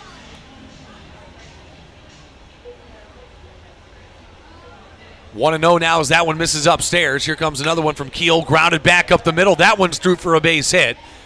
And the hit by pitch and a single, now 2 on, nobody out for Charleston here in the top of the 4th.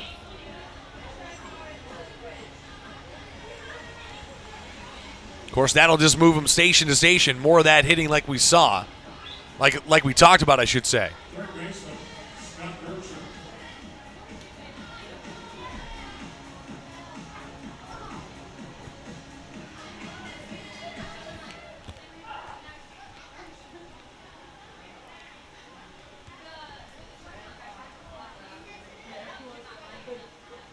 First and second, as Castro coming in was actually charging as Keel kicked and dealed. Expecting a bunt here from Scott Burcham, who doubled his first time up. So I imagine he does have the swing away sign here with 1-0. And nobody out, runner in scoring position, trying to let the bat loose, see what happens. That one comes home, evens us at a ball and a strike.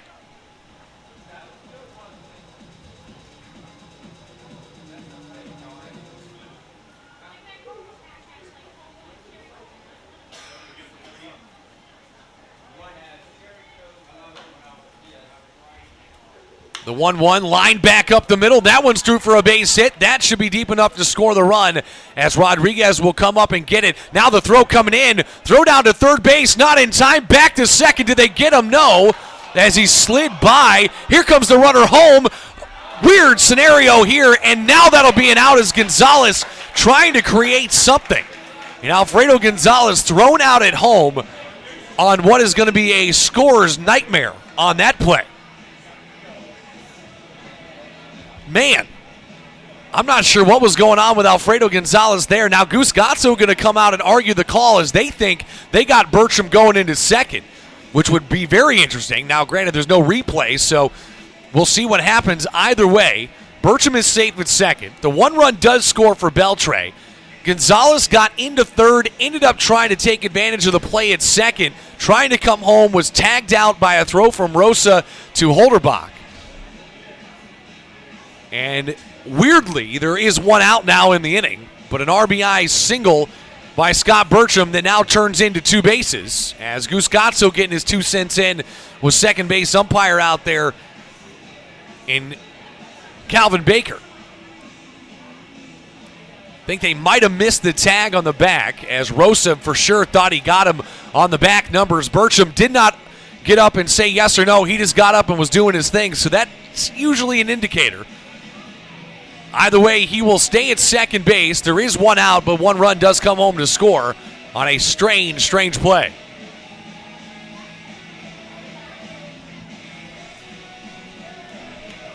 So I guess the put out would be 8-6 to 5-4-2, and a partridge in a pear tree. Jovan Gonzalez digs in. 2-1 the score on a weird play, but either way, it's 2-1 Charleston here as they lead again through the first 4 innings for the second straight night here in Gastonia. First pitch called a strike on the curveball up in the zone, but hit plenty of it for strike one, as Jerry Keel will come set again here on the 0-1. Quick look back at Bertram, dancing off second. Ground ball left side, stabbed by Ascanio, looks the runner back, throws it across the diamond, scooped up by Castro. As Ascanio short-hopped it, has played second base for a couple of nights. A short throw, but a good pick by Castro for the second out, and the runner will stay put at second base.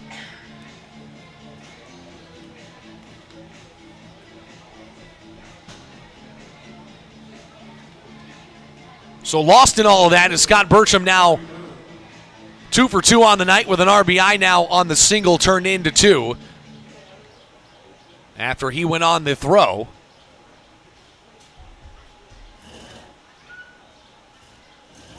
Gonzalez retired on the ground out. That'll lead up to Corey Bird. He led off the bottom of the third inning with a triple off the right field fence. Caught a fastball up in the zone, didn't miss it. 89 miles an hour that time, swings through at 0-1.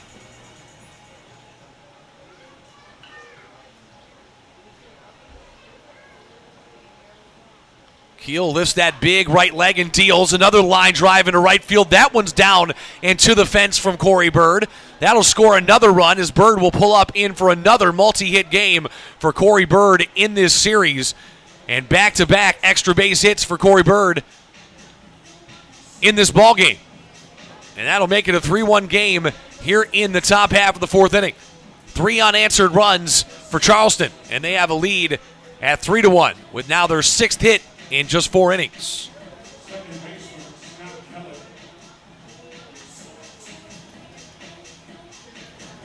So man, does Billy Horn love the fact that Corey Bird decided to stay home and play some baseball here in 2022.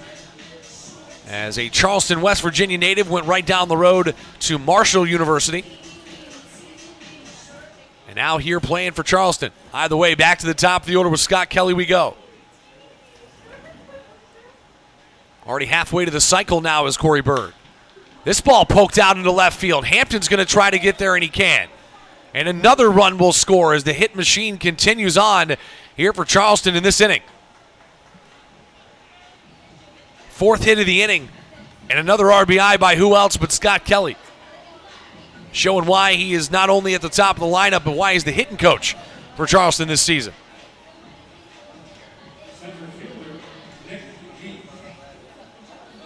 And 2 straight RBIs now with 2 outs, as now Nick Heath will dig in, looking to avoid his 3rd straight strikeout against Keel to start his ball game.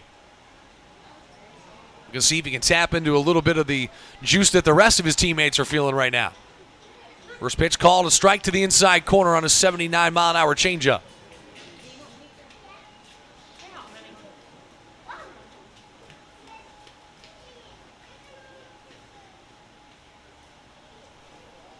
Three runs home here in this inning. As this ball bounced back up the middle, that's going to be a tough play, as no play at all on a slow roller back up the middle. Weak contact good enough, and now the fist pump from Nick Heath past the first base bag, as that's his first hit here in this series. And a wry smile with his teammates there as an infield single. He'll catch a little ribbing there from Luis Castro on the quality of the hit, but either way, it is a hit in the hit column. And we'll extend the inning now with 2 outs. That'll bring up Connor Justice. 3 runs home here in the top of the 4th for the second straight night. All 3 of these, though, have been earned. Curveball left up in the zone there by Keel. Will miss out and away.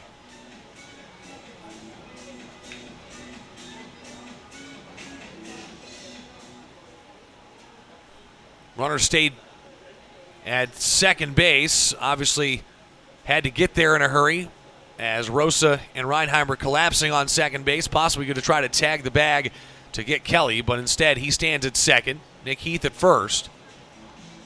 2-0 count now here to Connor Justice with the dangerous Nick Longy waiting on deck. This is now the 8th hitter of the inning. And Justice 1 for 2 so far with a base hit in his last at-bat. Called a strike, he knew it. Wants that one back, though, as that was a fastball that was middle out and probably could have put a barrel to it.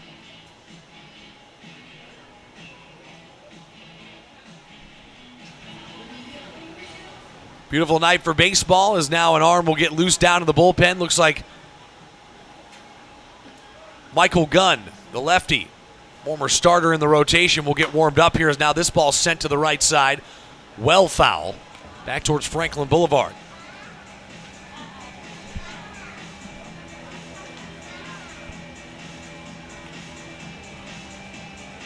Gunn, 9 appearances, 3 starts. Started in the starting rotation this season, but has become a bullpen guy for the last couple of weeks.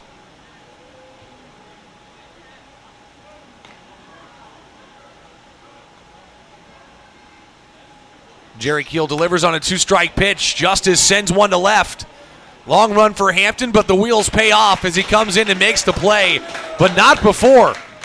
3 runs come around to score on 5 hits in this inning alone. And it's a 4-1 lead after the top of the 4th for the second straight night here in Gastonia, as they will play from behind once again, trying to see if they can make a comeback and avoid a series loss and move to 5 consecutive Series 1 in 2022. We'll find out when we get back here on the Honey Hunters Radio Network. Whether you're stuck in traffic after a long day at work or working through a 10-game road trip, nothing feels as good as being home. If you're looking to enter the marketplace as a buyer or a seller, Moss Realty has a proven history of results with professionals that operate in the highest spirit of ethical conduct. Let them work for you. Call 704-865-5555 and find out how Moss Realty gets it done. 704-865-5555, Moss Realty. The Gastonia Honey Hunters are looking for host families this Atlantic League season. If you have a little free space in your home and a love for the grand old game, then hosting a player this summer is a great experience with tons of perks. Call me, Brady Salisbury, at 704-874-1810. That's 704-874-1810. The Gastonia Honey Hunters, your hometown team.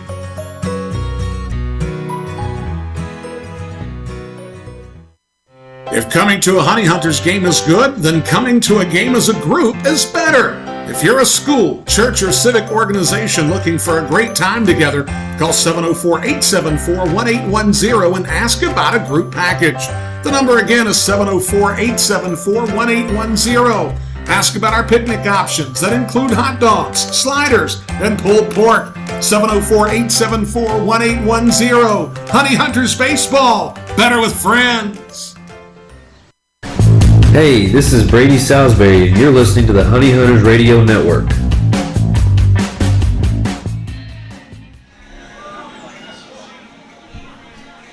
It's a 4-1 game as we go to the bottom of the 4th here in Gastonia. Luckily for the Honey Hunters right now, it's a 5-0 game up in Long Island in Game 1 of their doubleheader. And they're heading into the top of the 7th inning. So 1/2 inning away, and it'll go back to a 7.5 game lead for the time being. If the score holds, it'll go back to 7, but either way, a loss would be big for for Gastonia for High Point, one way or another. Joe Rowe will get us started here in the bottom of the 4th as they look for some runs. They've had a little more production than they had last night, at least through the first 3 at-bats. That ball lined back up the middle, and there is a base hit from Joseph Rosa. Good smooth swing and a hard hit back up the middle to get things started here in the bottom of the 4th. They will look for a response inning. Don't necessarily need to tie it, but just would love to see at least 1 or 2 home here and cut the deficit. Give Jerry Keel a little bit more juice when he comes back out on the mound, as I imagine we will at least see him here into the 5th. Trying to keep that DH in the lineup tonight for both sides. Luis Castro digs in. Took a ball off the ankle last time he was up. Came around to score the first run, and only run, I should say, for Gastonia on the game. 3rd hit of the game now for Gastonia after that one lined back up the middle. And that one misses inside. 1-0 here to Castro. Luis Castro signed with Colorado as an undrafted free agent back in 2013. And then the last couple of seasons with the Milwaukee organization, 8 seasons overall in the minors. 276 average, 489 hits, 58 home runs, 101 doubles. Spent the 21-22 season at least coming into this year with a 256 average in the Venezuelan Winter League. Out of Caja Seca, Venezuela. As a check on the runner now from Adams. First time we've really seen one tonight from the lefty for Charleston. Rosa back in plenty of time. He and Alfredo Gonzalez messing around. Gonzalez had the glove there like he had the ball. Rosa just took the glove off the hand. That ball swung on, and just missing it there was Castro. That's one of those ones that he can put into orbit, but instead fouls it back into the sweet level here at Caramount Health Park. Absolutely stunning night for baseball here in Gastonia after what has been a brutal last couple of days. Wind blowing out to left right now. Gastonia going to see if they can ride a couple out of here and tie or take the lead here through the middle innings. Down 4-1. Fastball upstairs, misses high. 3-1 here to Luis Castro with Luis Roman, the DH, waiting on deck.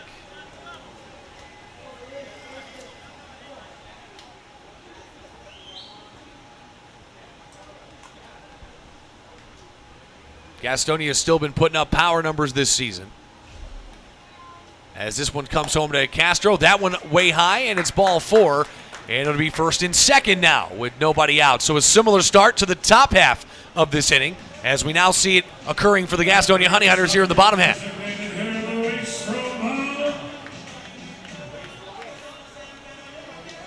Again, last night, Gastonia had just 3 base runners for the entire game.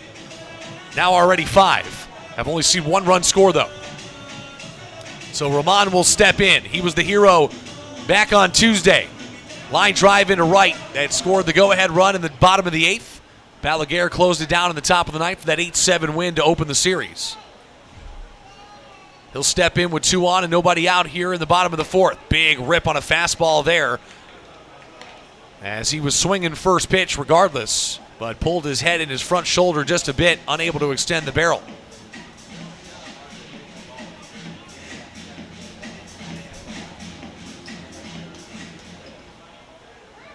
Roman with his back foot to the farthest point of the left-handed batter's box in the back left of it. As Adams delivers outside, just miss, 1-1. Not a bad spot, trying to bring it back in with the 2-seamer. A lot of lefties, especially the ones that don't necessarily throw 95 plus miles an hour, have a lot of run to their fastballs, and they use it to their advantage against lefties. It can obviously break down and in on the inside part of the bat and shatter some lumber, as that ball swung on and fouled back. 1 ball, 2 strikes, but it can also work as a backdoor pitch to the outside corner. It can always break back in and freeze a left-handed hitter. Tried to do it, Couldn't do it, but he got a strike either way on the very next one with a foul ball back into the sweet level again. 1-2 now here to Luis Roman.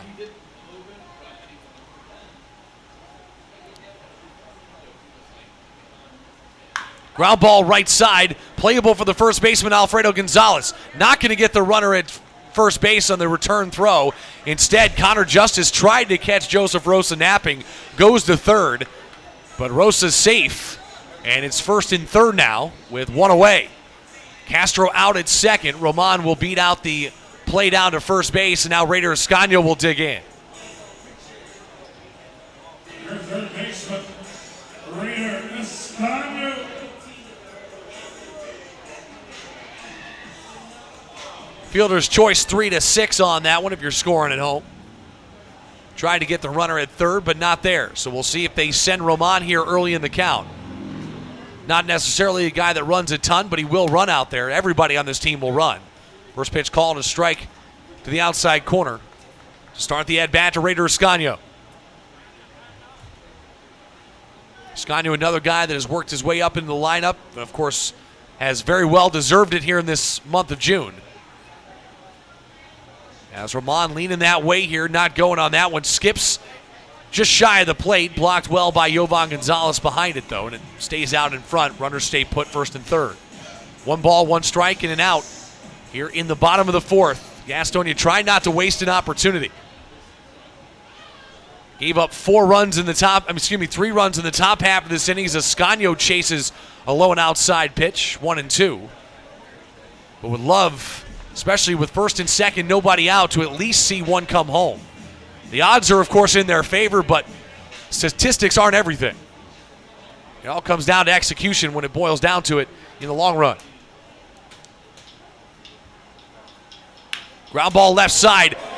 Down the line and fair. That's going to be trouble into the corner. 1 run will score. Roman getting waved around from first. Here he comes from third. No throw as the throw behind Escanio gets away. And Escanio will come into third base. They thought about sending him, but instead, the throw from Heath all the way home and a good backup from Nick Heath in center. Escanio into third, but 2 runs have come home to score here, and it's a 1-run game in the bottom of the fourth.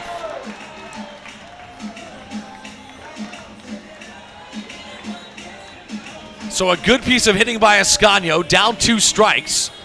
Hit one down the third base line. Bertram couldn't get it on the dive. Ends up going out to the left fielder, Beltre, who threw the ball in. They tried to get Escanio, who came around third. I think Escanio thought the throw was going to come home from the shortstop, Justice. Instead, Justice tried to throw behind Escanio. Nobody home at second base, got into center. But Nick Heath was there for the backup and kept Escanio at third, but with 1 out, tying run 90 feet away for Reese Hampton, who lines one into right field. That one bounces in, but Escanio going to have to hold up as they thought it might be too high, and it might have been caught, and Escanio will have to hang back in third, first and third now with 1 out. Tough break for Reese Hampton, not going to get the RBI. But instead, a base hit. The league leader in stolen bases, though, no doubt about it, will be moving at some point in this next at-bat for Zach Jarrett.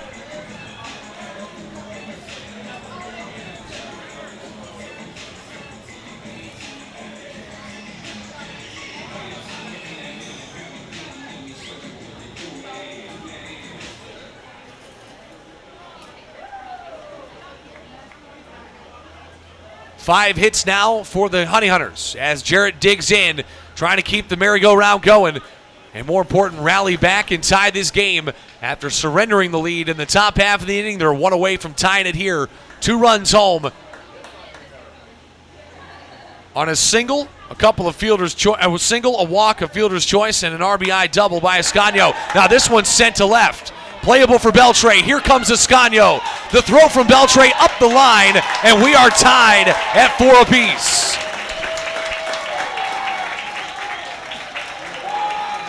Jarrett with a sac fly and an RBI. Beltre with the throw up the line. Safe at home. They will appeal the play down to third. They say he did indeed tag up in time. And Escanio comes home to score the tying run. It's 4-all here in the bottom of the fourth inning. 3 runs from either side in this inning, and it's tied at 4 apiece. Alex Holderbuck.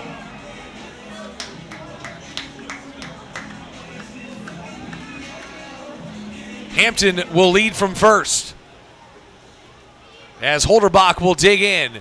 Check on the runner, almost got him leaning, but Hampton guessed it in time and got back ahead of the throw. Good deceptive move by Adams, though. That's what the lefty can do for you. So this will give new life to Jerry Keel's ball game and allow the DH to stay if he can complete the 5th inning. First pitch misses outside to Holderbach, 1-0. Holderbach flew out to center field his first time up, got a good piece of it. Almost fouled a gapper, but Nick Heath able to run underneath it for the out. Former Astros product, as now he ropes one out, same spot. That one dying a little bit quicker, though, is Hampton around second. He'll scamper on over into third. And the 2-out base hit by Alex Holderbach will continue the inning for the top of the order, and Hurley Rodriguez, who's 2 for 2 tonight against Derek Adams.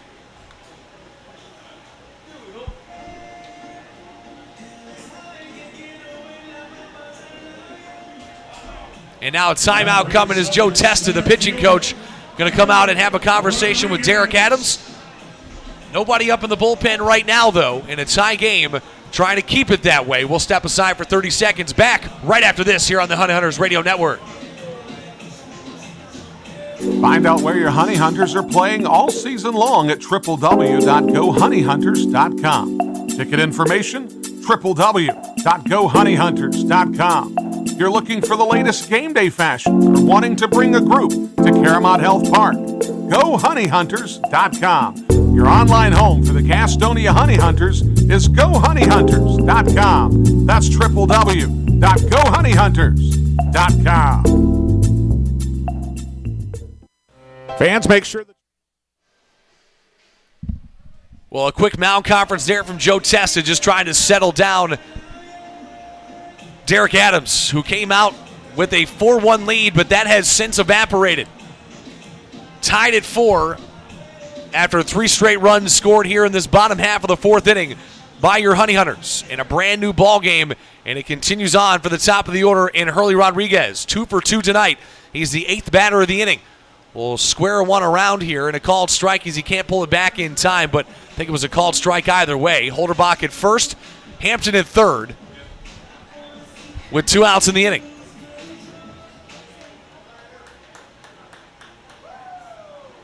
We'll see if they have the run on. Instead, Holderbach will stay put, and a big swing and a miss on a curveball, 71 miles an hour that time, well out in front for Rodriguez as he spun around. Probably could have swung twice and still been out in front. Either way, it's a quick 0-2 count.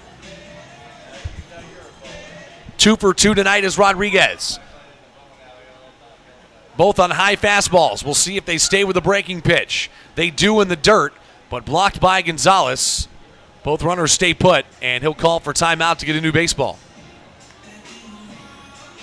Now that's 3 straight curveballs here for Rodriguez, and Rodriguez, of course, we talked about it, has been in a hitting mood so far here in June, to put it lightly. So you got to be wary if you're Derek Adams of just continuing to put that same pitch on him. We'll see if they do here on this 4th pitch of the at-bat, 1-2 the count. They'll bring it back inside as they skip it across the dirt, 80 miles an hour. Look more of a changeup than anything else. And it's even, 2 balls and 2 strikes.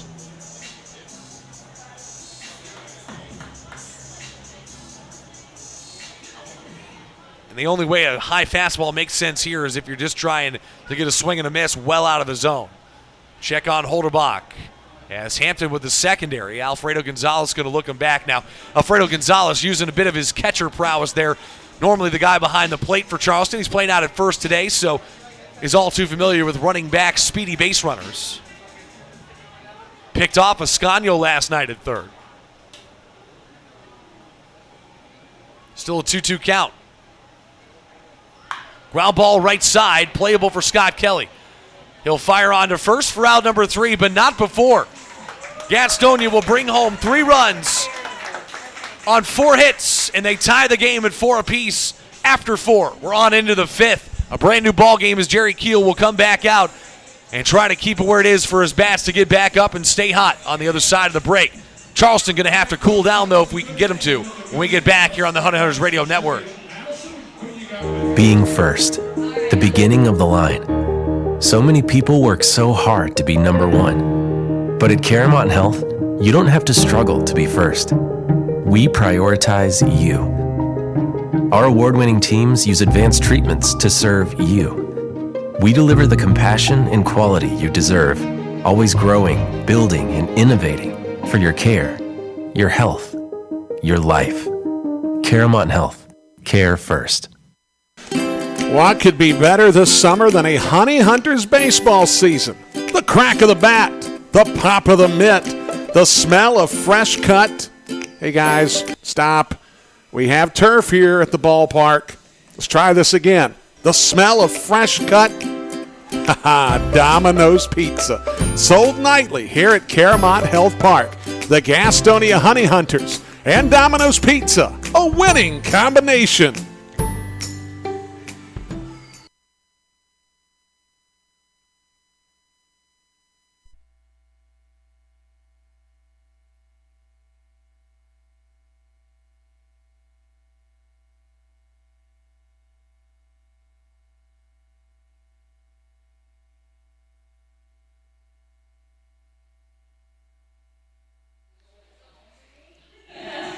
Back here as Jerry Keel will come out. His team tied it in the bottom of the fourth inning for him. 3 runs on 4 hits. As it was Joseph Rosa that got it started with a single. He came around to score. A fielder's choice by Roman. Escanio with an RBI double. Reese Hampton got a base knock of his own. Zach Jarrett picked up an RBI with a sac fly. Alex Holderbach had a single. And then the out by Rodriguez was how the inning came to an end. But 8 batters came to the plate and tied this ball game at 4. Neither team looking to relent here tonight. High Point falling in game 1 of their doubleheader by a final of 5-1. And so right now, Gastonia back to a 7.5 game lead, and a win here tonight would pull that magic number to within 3. And possibly with a doubleheader sweep by Long Island, as they've now won 6 games in a row, that could make it 2 after the end of tonight alone. Either way, first pitch strike here from Jerry Keel, who's out there with new life. Has given up 4 runs on 7 hits so far here tonight, but comes out there after his offense maybe has jazzed him up just a bit. Second pitch misses inside to Nick Longy, 1 ball and a strike. Longy 0 for 2 tonight. No. With a backwards K. As a hot shot diving play as Escanio makes the play for out number 1 on a hard hit ball there by Nick Longy.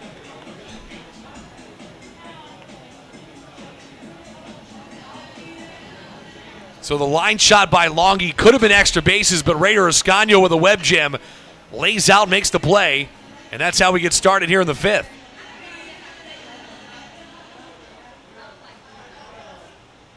One out for Angel Beltre.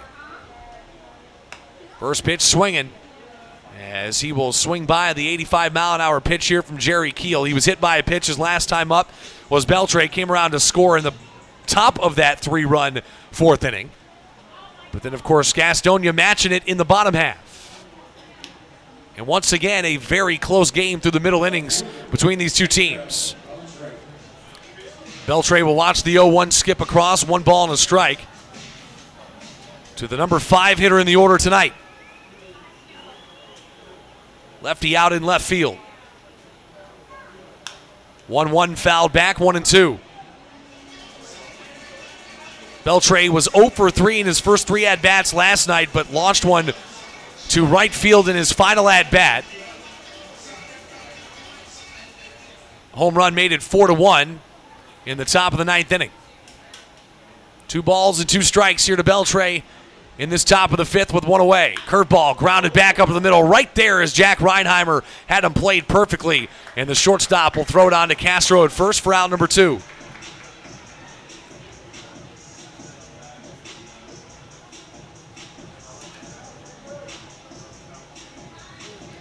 You can talk about the sabermetrics all you want.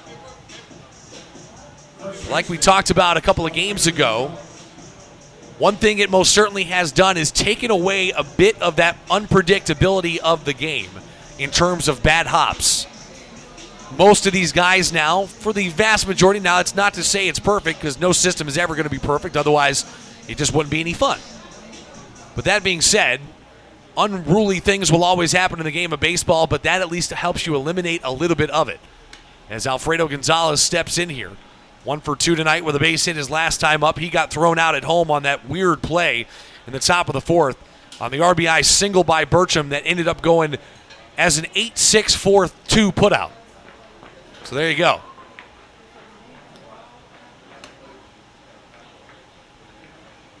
Two 2-0 now here to Gonzalez as that one misses out and away. Waiting on deck is Bertram with 2 outs in the inning.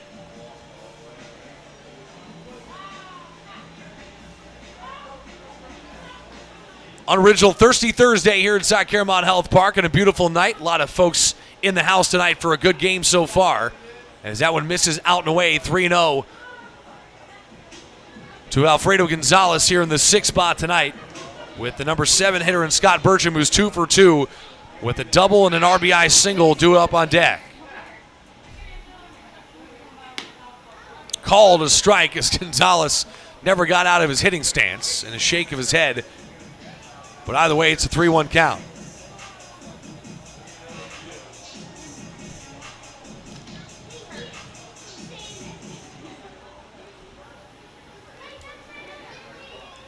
Keel's got to bounce his way all the way back. And all the way in watching was Alfredo Gonzalez on the most hittable pitch he has seen tonight. But he lets it go either way, and it's 3-2.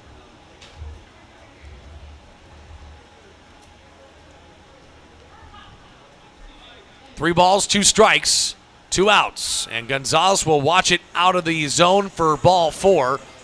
And a bat flip on a walk. I don't think I've ever seen that, but Alfredo Gonzalez treating us to it tonight.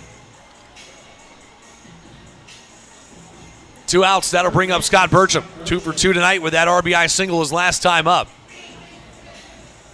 Bertram so far in the series, a couple of hits, had a double last night.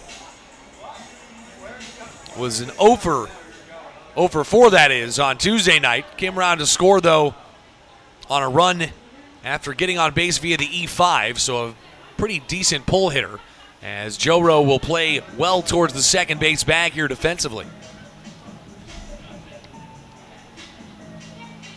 Scott Bertram out of La Quinta, California.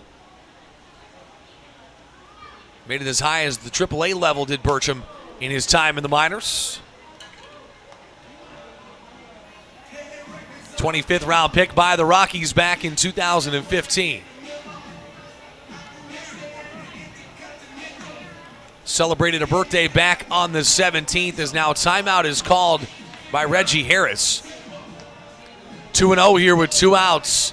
A walk to Alfredo Gonzalez, and Reggie Harris, I think, giving Onis Farfan a few more seconds to warm up. Another lefty warming up in the bullpen here for Gastonia, but Reggie Harris going to come out and talk to his man, Keel. Now, start this inning, Keel got a line out and a ground out really quickly. But as so often happens late in starts, especially now with Keel's pitch count approaching 90, in fact, sitting right now at 89 on this 2-0 count here that sits to Scott Bertram. Trying to come up big and at least set down this final out, and 1, keep the DH in the lineup, but 2, keep it at a 4-4 game.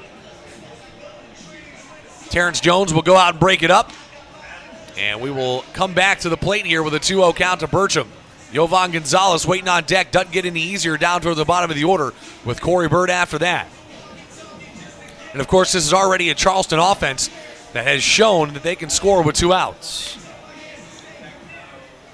In fact, 2 of the runs that came home out of the 3 in the top half of the 4th were on 2 outs.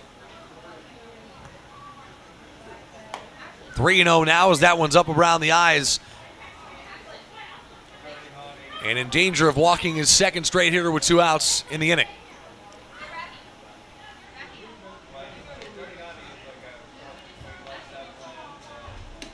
That one's out and away, and it will indeed put 2 on with 2 outs for Jovan Gonzalez. As Gusgazzo can't wait to see another batter. They need this win, as he will call on Onis Farfan to come in out of the bullpen. So Jerry Keel's night is done. 4 2/3, 7 hits, 4 runs given up for Jerry Keel. He'll leave with no decision. But either way, we're back with a new pitcher on the mound, and Onis Farfan when we get back for Gastonia on the other side of the break here on the Honey Hunters Radio Network. Since 1927, GSM Services has been the experts for providing services and finding solutions for issues such as heating and cooling, hot, cold, or drafty rooms, high utility bills, nasty crawl spaces, attic insulation, duct and dryer vent cleanings, indoor air quality, and much more. GSM Services, your one-stop shop for all comfort issues in your home. GSM offers 100% satisfaction guaranteed, and right now they're offering a free home energy audit. So if you're having any issues in your home or office, know that you can always trust leaving your comfort to GSM. Call 1-800-NEW-COOL or visit GSMsince1927.com to talk to someone about any comfort issues you're having in your home. GSM is a proud sponsor of your Gastonia Honey Hunters. Folks, it's been the thrill of a lifetime to bring professional baseball back to the airwaves of Gaston County. As a lifelong supporter of Gastonia baseball, I understood at an early age how important it was to hear the game when I couldn't be at the game. And with the advent of internet streaming now, Gastonia Honey Hunters games have even more import within the community. It also provides a great opportunity to get your message out to the Gaston County community. If advertising with the Honey Hunters is something that interests you, give me a call at 704-874-1810 and inquire about advertising with the Gastonia Honey Hunters. The number again, 704-874-1810. The Honey Hunters Radio Network, your hometown team. Thank you for supporting Gastonia baseball. This is Jake. Favorite out. Onis Farfan will be the newest pitcher on the mound here as Jerry Keel's night comes to an end. 4 2/3, 7 hits, 4 earned runs, 3 walks, 3 strikeouts. Onis Farfan making his 20th appearance is number 23 in black and gold. Comes in with a 3.65 ERA, 24 2/3, has 23 strikeouts. As he will be tasked, he comes in with a decent fastball, but a sweeping slider is his out pitch. It'll break down and in pretty nasty on the hands of the right-handed hitters. Has a lot of late bite to it and a lot of 12-6 movement on the end of what is a pretty darn good slider. So we shall see what he throws out of the gate here. He will face Jovan Gonzalez with 2 outs and the go-ahead run at second base right now after back-to-back walks with 2 outs in the inning by Keel.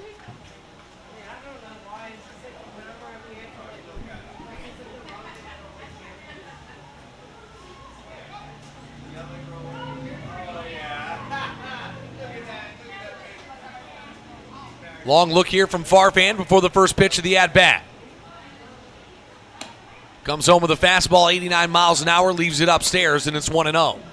Alfredo Gonzalez, a guy that showed earlier, not bashful to try to run something on a base path. May not get there. He was thrown out at home trying to extend that weird play in the 4th, but plenty of room to dance off for a secondary at second base right now. Nobody holding him on. The 1-0 pitch here to Jovan Gonzalez is a called strike to the outside corner. Good bounce back, 90 miles an hour there from Farfan. That's about where he will sit with the fastball. And if he can get you down in the count, that is where he will come up. And as Greg Maddox used to say, 1-1, the most important pitch in baseball, because 2-1 and 1-2 is a vastly different world.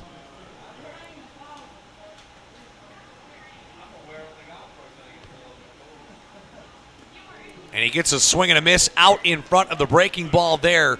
And a perfect example of the late movement down in the zone against the right-handed hitter.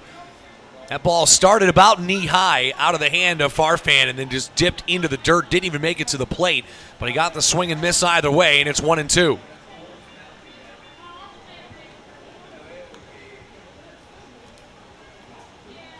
Looking to strand that runner at second with 2 outs in the inning as Farfan out of the bullpen. DH will be gone in the lineup here, so this may be the only batter that he faces tonight, depending on what happens in the next inning. That one misses outside, didn't have enough bite to get it back over the outside of the zone. 2-2.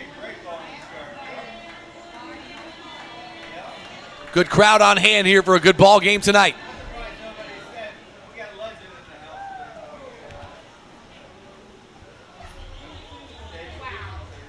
Alfredo Gonzalez leads from second, Bertram from first. Fastball upstairs to Gonzalez here at the plate, and it's 3-2. Runners will go on the pitch. And that'll leave it up to Corey Bird. He's halfway to the cycle with a triple and a double already tonight. He waits on deck against Farfan here, and what could be the bases loaded if a walk comes up. Nowhere to put him.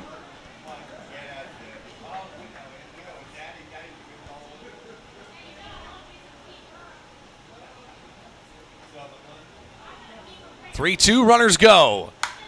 Fastball swinging, flied out right side. Zach Jarrett with a long run towards the bleachers, just out of the reach of his glove, as he has had his work cut out for him in right field tonight.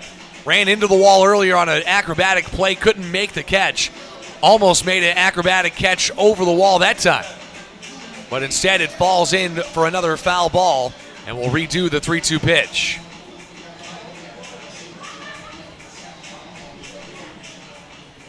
Three balls, 2 strikes once more here to Yovan Gonzalez as the train whistle blows in the background here in Gastonia.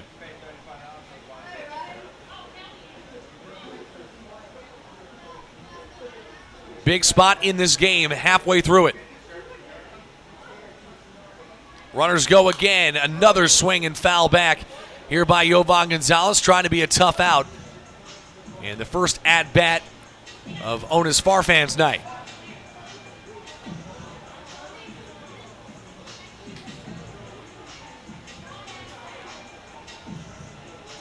Yovan Gonzalez out of Puerto Rico. Double taps the plate here with the head of the bat as he's back in and ready to go for another 3-2. Farfan looking for the out pitch.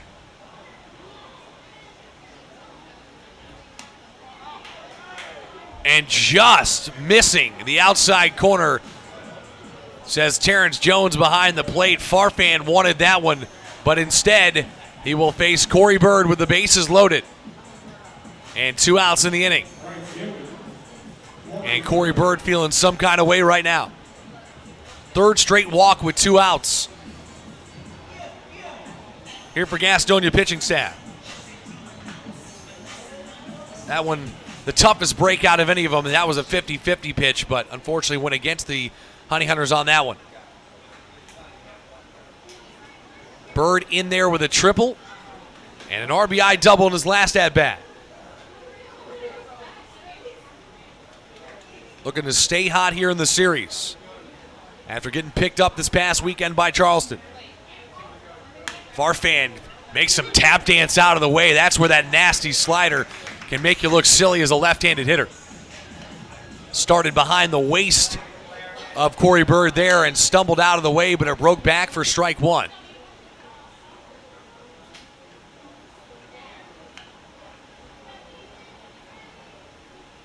Talked about it. Bird has that Cody Bellinger type little chopper up the middle. Going to be a tough play for Reinheimer. Comes across his body and second base to make the play at first as he throws it on to Castro on the fielder's choice on what could have been a very tough play to convert on with Corey Bird's speed. But either way, inning comes to an end and they'll strand the bases loaded.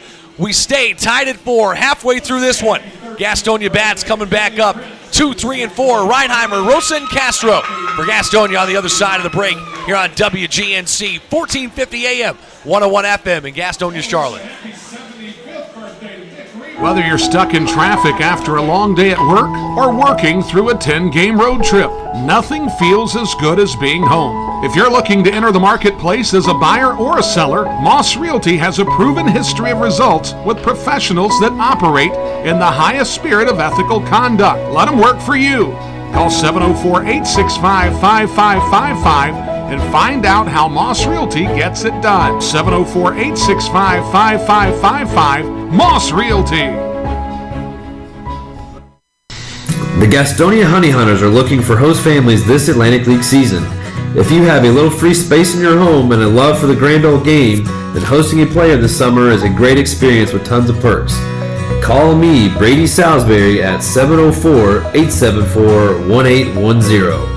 That's 704-874-1810. The Gastonia Honey Hunters, your hometown team.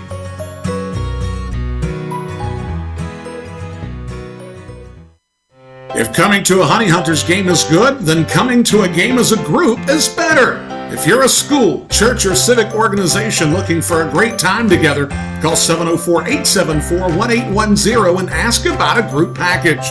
The number again is 704-874-1810. Ask about our picnic options that include hot dogs, sliders, and pulled pork. 704-874-1810. Honey Hunters Baseball. Better with friends. Hey, this is Brady Salisbury, and you're listening to the Honey Hunters Radio Network. Derek Adams out there for the fifth inning, tied at 4 here inside the Gas House in a pivotal Game 3 in this series. Final meeting between these two teams in the first half of 2022. Gastonia looking to make it 7 of 9 against Charleston over these last 3 weeks with a win here tonight. They tied it in the bottom of the fourth with 3 unanswered runs.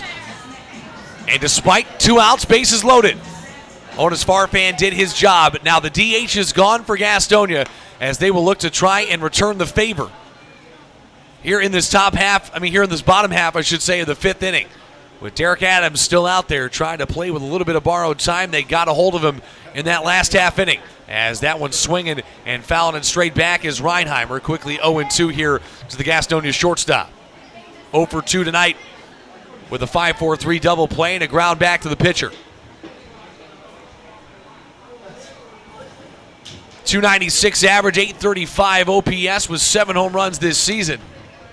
As that one misses outside there to Reinheimer, 1-2. But of course, Jack has been involved in a vast majority of this year and still comes in as one of the league leaders in hits so far this season. In fact, surpassed his teammate in Joey Rosa a couple of weeks back.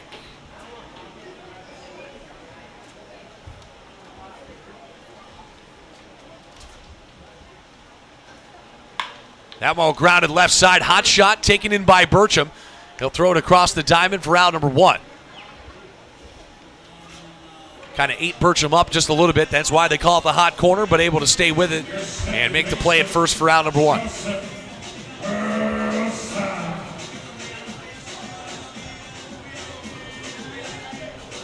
Joseph Rosa will step up. He started that 3-run bottom of the fourth, as he lined one back up the middle, came around to score later on in the inning. On the RBI single by Ascanio. And he takes one up around the eyeballs that time as he ducks out of the way, ball 1. So Reinheimer still hitless in the series so far. Does come in tied for second in the league with 63 of them.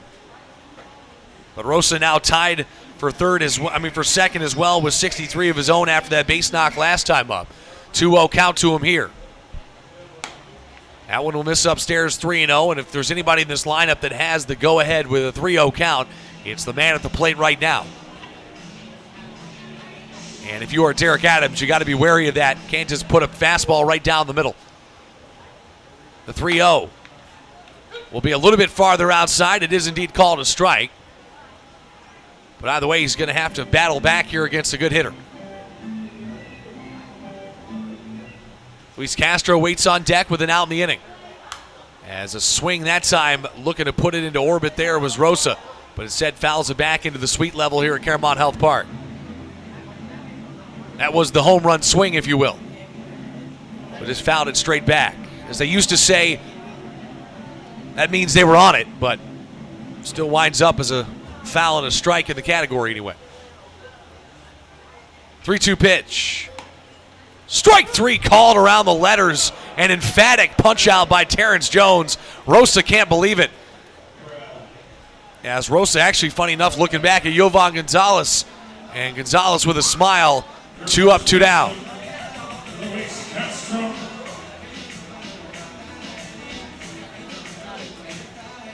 Second strikeout of Rosa by Derek Adams tonight. 4th on the game for Adams. 34th on the season. As Castro steps in with 2 away. A free swinger is Luis Castro. And if you give him an early count fastball, he's more likely going to put a bat to it. First pitch, changeup out and away. He'll take it for ball 1. So if they don't get to the DH spot here, which is Jarrett in the order down at number 8, which right now with 2 outs, odds are, or at least the percentages say they won't. But if indeed they don't, Onis Farfan can come back out for another inning of work. And I know Goose Gatsa would love to see that, especially with a big weekend series looming against Southern Maryland coming up over these next 3 days. Friday, Saturday, and Sunday up in Southern Maryland. And Castro fouls one off to the left side, almost hit his own foot again. I guess it would have been the other ankle, but at the same time, would have been the second time he hit himself in the ankle tonight. Castro with a .250 average coming to this at-bat.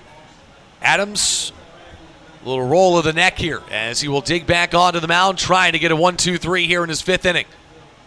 Swung on and missed strike 3, and he does just that. And a big 5th inning of work out there on the mound for Charleston, as that will keep the DH and Nick Longy in the ball game for a little bit longer. And we go to the 6th inning here in Gastonia, tied at 4 still. We're back after this on WGNC 1450 AM, 101 FM, Gastonia, Charlotte. We're back after this. Hey kids, have you seen it? Better yet, have you tried it? It's the new look Watson's Kids Zone at Caramont Health Park. The Watson's Kids Zone is new and improved with a slide that I've heard can give you a view of Charlotte. Allegedly. It is the best game day experience possible, and you can find it at Caramont Health Park during every Gastonia Honey Hunters game. The new Watson's Kids Zone at Caramont Health Park. Folks, do you find yourself lacking confidence in public places? Would you like to earn respect among your peers and be well received socially? I've got just the answer. The Honey Hunters Team Store is your source for all the best looking t-shirts, hats, and accessories for you, your kids, and even your dog. Look good, feel good, fan better. It's always drip season at the Honey Hunters Team Store at Caramont Health Park. Folks, it's been the thrill of a lifetime to bring professional baseball back to the airwaves of Gaston County. As a lifelong supporter of Gastonia baseball, I understood at an early age how important it was to hear the game when I couldn't be at the game. And with the advent of internet streaming now, Gastonia Honey Hunters games have even more import within the community. It also provides a great opportunity to get your message out to the Gaston County community. If advertising with the Honey Hunters is something that interests you, give me a call at 704-874-1810 and inquire about advertising with the Gastonia Honey Hunters.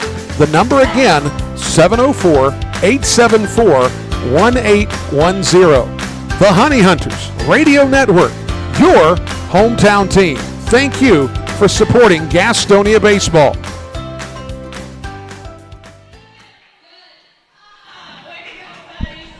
On to the 6th we go as Bam, the mascot, down there messing around with some kids, playing some musical chairs, and Bam losing yet again, got hungry for the popcorn and, well, decided to go that route. So good job down there for the youngster winning. And, of course, if you haven't made it out to a ball game just yet here at Caramont Health Park this season, make sure you do. It is fun for the entire family. Unoriginal Thirsty Thursday, so come out, grab a beer and a hot dog, hang out, head out to the Gas House Grill, whatever it might be. Either way, Oh, yeah, by the way, catch some pretty good baseball going on as well. As your first place Gastonia Honey Hunters looking to make a come from behind win here tonight. They tied it at 4 in the fifth. Tied it at 4 in the fourth, I should say. And now into the sixth inning. Still tied at 4 apiece. Top of the order we go. Onis Farfan back out on the mound for Gastonia, as he will face Scott Kelly, Nick Heath, and Connor Justice due up in this inning. A walk, a sac fly RBI, and an RBI single in the 3 at-bats so far here tonight for Scott Kelly. But a quick 0-2 count there and a backdoor breaking ball that freezes Kelly, and he doesn't like the call, but it's a strike either way.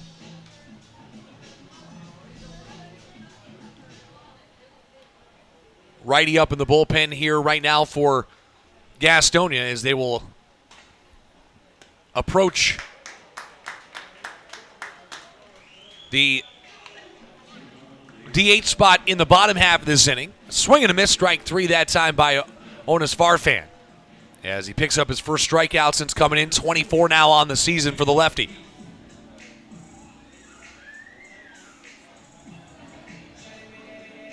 Nick Heath digs in, 1 for 3 on the night, first hit of the series in his last at-bat.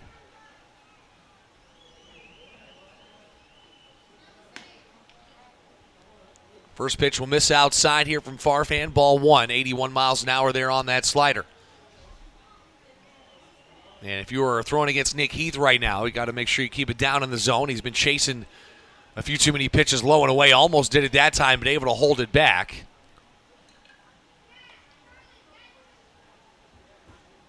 Having fun with the fans behind home plate, turns around with a finger wag, saying not going after that one.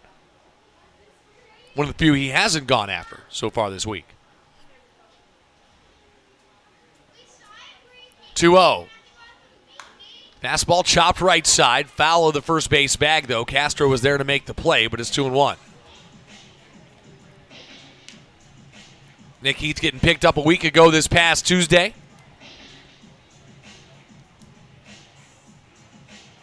Started the year in Reno. AAA ball for the Diamondbacks organization. I should say El Paso, my apologies. The El Paso Chihuahuas. Gotta love minor league baseball team names. Check swing. Got him to go around. Strike 2. 92 miles an hour fastball.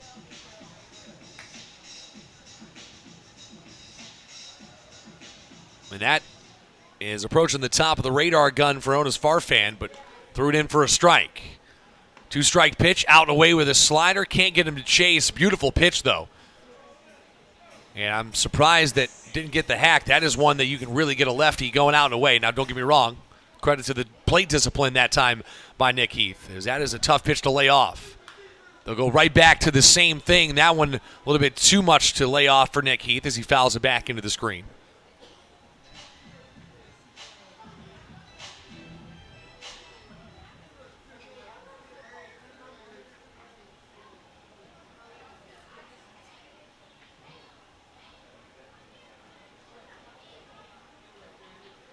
Heath now with 7 hits since coming on as a Dirty Bird, and that one misses inside for ball 4. And Nick Heath will draw the walk with 1 out, which will bring Connor Justice, the number 3 hitter, into the box. In Gastonia without the DH for the rest of the game. Meanwhile, Charleston with the luxury of still having it, especially with a guy like Nick Longy in that DH spot. Don't want to lose a bat like that in the lineup, or have to, I guess, shuffle around and lose another bat.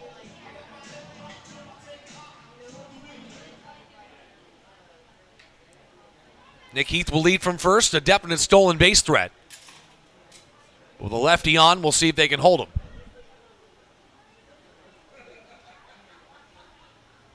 Castro telling Farfan to throw the ball to him, as Farfan just steps off the rubber. Heath did not move. Playing a little chess match out there on the base path. Castro, like I said, was the one that was waving him on, telling him to throw the ball to him. And now they will check on the runner over there. A hard throw. No tag available.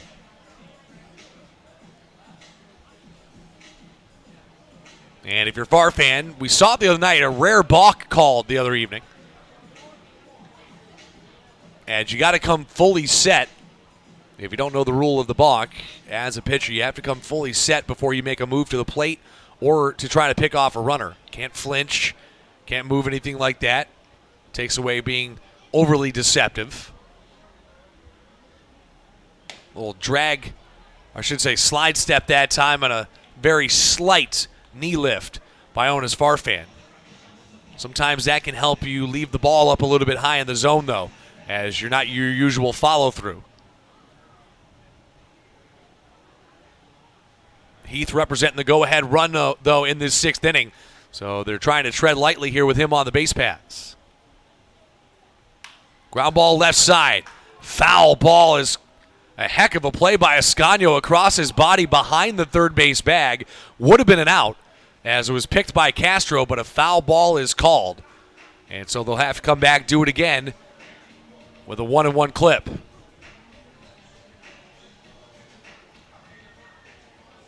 Nick Longy waiting on deck.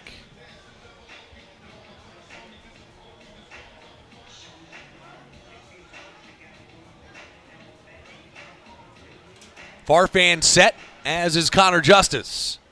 And we're back underway here in the top half of the 6th inning. This has been the game where it's gone one way or this has been the time of the game, I should say, where it's gone one way or another in each of the previous 2 matchups.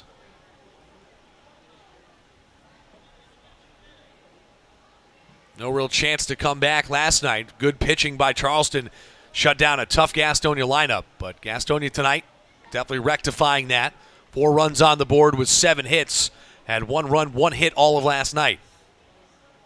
Farfan delivers. Runner goes. Here comes the throw from Holderbach. A strike to second base out of the glove of Rosa. And sliding in safely is Nick Heath. That was a heck of a bang-bang play there by Alex Holderbach.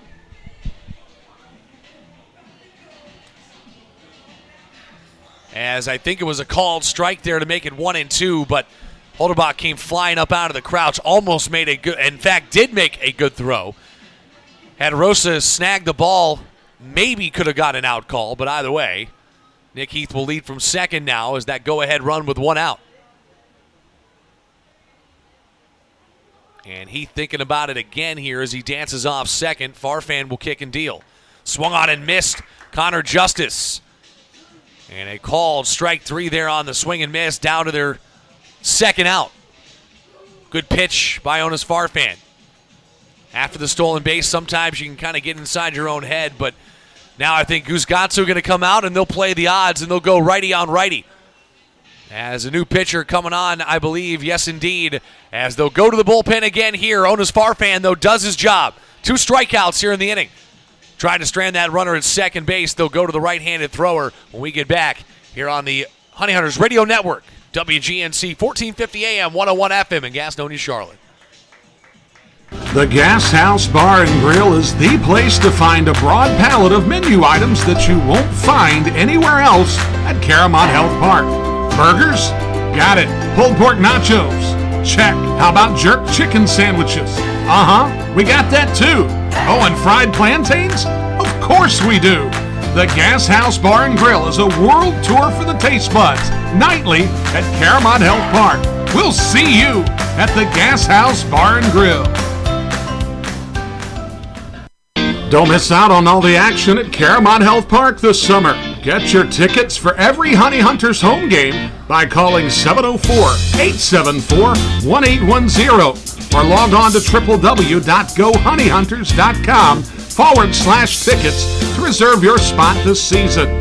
That number again, 704-874-1810. Gastonia Honey Hunters Baseball, 704-874-1810. Looking for a new career? Want to make an upwards of $40,000 a year? Want to work a schedule that fits your lifestyle? Want to do it all from the front seat of your car? I thought I had your attention. Domino's is hiring.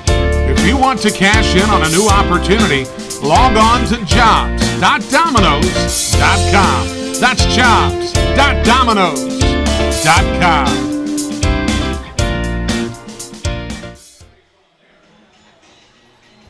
Well, they'll go to the right-handed pitcher here out of the bullpen, Will Gusgazzo, as he brings on Euclides Lair. Pitched the other night, 6'2 righty out of El Sebo, Dominican Republic. Played as high as the high A ball for the White Sox organization. He'll come on righty against Nick Longy. Nick Longy, a guy that can rake against left-handed pitching. Hitting well over 345 away from home this season. And the go-ahead run at second base. He'll take a first pitch slider across the zone for strike one. And this is where Euclides Lair, not only is it righty on righty, but he has that three-quarter almost sidearm delivery. And he's able to really bring it across the zone. Second pitch in a row, he does it again. And that's a tough eye angle for a hitter.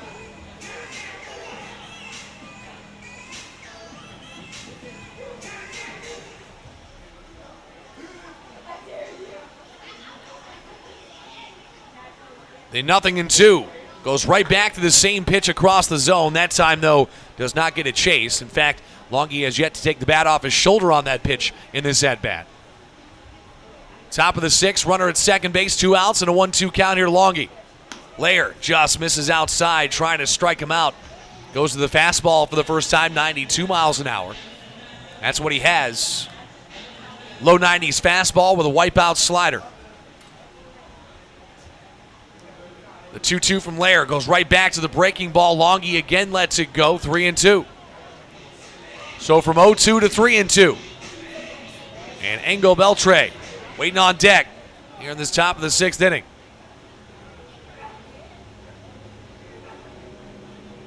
Goes back to the slider and gets the foul tip from Longy as that one comes screaming right back off the screen behind the net. Behind the plate, excuse me. Of course, with 2 outs, Nick Heath going on the crack of the bat, so even a hard-hit base hit could score a run. Should score a run, I guess I should say.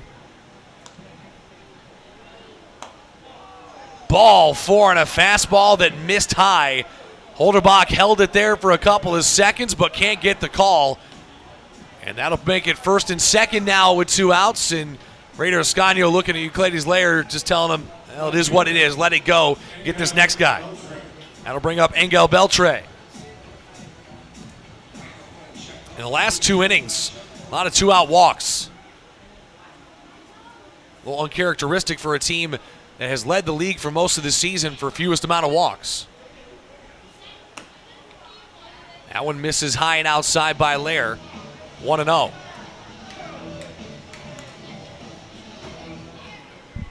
Lair came in through 1 inning, 1 hit, 1 earned run, a walk and a strikeout. Back on Tuesday, that ball off the tip of his glove, going to be a tough play, shoveled by Rosa. What a play on the backup by the second baseman. Tipped off the glove of Lair, and Joseph Rosa came screaming across, shovels the ball over to Castro for out number 3. And once again, that runner will stay in scoring position, and we will stay tied at 4 on to the bottom of the 6th inning. Bats coming back up for your Honey Hunters. Luis Roman, Raider Escanio, and Reese Hampton due up on the other side of the break when we get back here on the Honey Hunters Radio Network.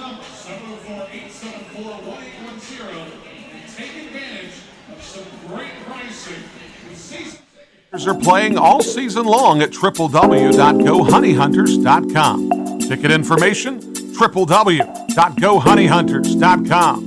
If you're looking for the latest game day fashion or wanting to bring a group to Caramount Health Park, gohoneyhunters.com. Your online home for the Gastonia Honey Hunters is gohoneyhunters.com. That's www.gohoneyhunters.com. Fans, make sure that you come out for an exciting June at Caramount Health Park as your Gastonia Honey Hunters take on the best of the Atlantic League. On June 10th through 12th, the High Point Rockers make their way to Caramount Health Park.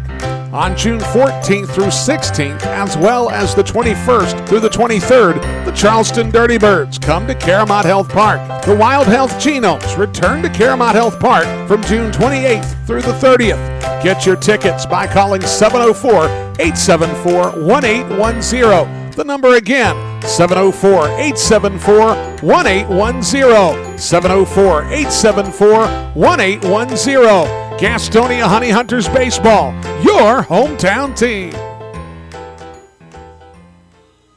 Get social with your favorite baseball team at Go Honey Hunters on Facebook, Twitter, Instagram, and TikTok. That's at Go Honey Hunters on all of our social media platforms. Jalen Smith will lead things off in the bottom of the sixth as the DH spot has reached. Of course, with Jerry Keel coming out in 4 2/3 innings, the DH spot gone, so Luis Roman is out of the game. And they'll go with the right-handed hitting Jalen Smith against Derek Adams, who's having one of the better starts of his season so far. Take away that fourth inning. He's having a pretty masterful evening on the mound. First pitch called a strike here to Jalen Smith, and his first at-bat of the night. Has been used primarily as a pinch hitter since coming to the ball club from Staten Island a couple of weeks back. Quick 0-2 on a swing and a miss. That one out in front as Jovan Gonzalez comes out, sidearms a throw out to first base for out number one. So a swinging bunt in essence, all for naught, and it's quickly one away. Your third baseman, Raider Escanio. Raider Escanio will dig in now. 2-3 on the put out there. If you're scoring at home, Raider Escanio digs in. RBI double his last time up. In fact, an RBI in each of his first 2 plate appearances tonight. Had the solo shot that was the lone hit and run last night in this game. Trying to start it with one out here with Reese Hampton waiting on deck. Zach Jarrett Holderbach due up to round out the lineup. As that one skied out right side. Long run for Alfredo Gonzalez. He'll watch it leave the field of play and go out of play for the first strike of the at-bat.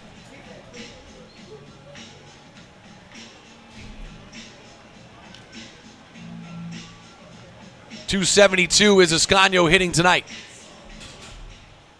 I guess I should say hitting on the season with his first couple of at-bats tonight. As he swings on that one, pops it up near side. Derek Adams feeling juiced as a pitcher comes flying off the mound, looking to make a play. Instead, it gets over the screen, and a few youngsters running down to try to grab that foul ball and take home a souvenir.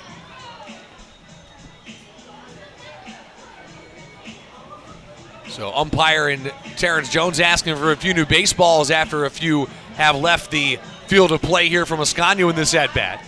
But quickly another 2-strike count for Derek Adams, who's just getting right back into the groove as he's already ready to deal here on this 1-2 pitch. Adams rocks and fires. Fastball upstairs. Did he go? No, says Calvin Baker.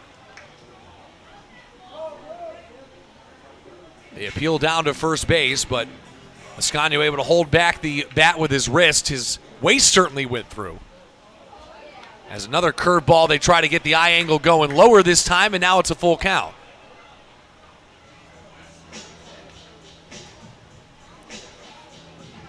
Hampton waits on deck with a base hit of his own tonight. Ground ball left side as Justice will take it on a birthday hop up around the eyes. A tough throw, and Alfredo Gonzalez able to hold the foot on the bag for out number 2.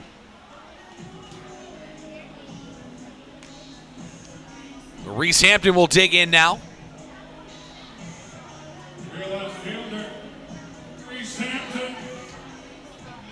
Hampton, a Charlotte kid, grew up right down the road here in Charlotte, went to UNC Charlotte for his playing career. 171 games played, 212 hits, former teammate in college of his teammate now, and Zach Jarrett. Always love when that kind of stuff comes around full circle, right? Went his own path, drafted by the Tigers in 2018 in the 12th round. Returned from a season ago. He spent the first 44 games for Arizona in the High A League.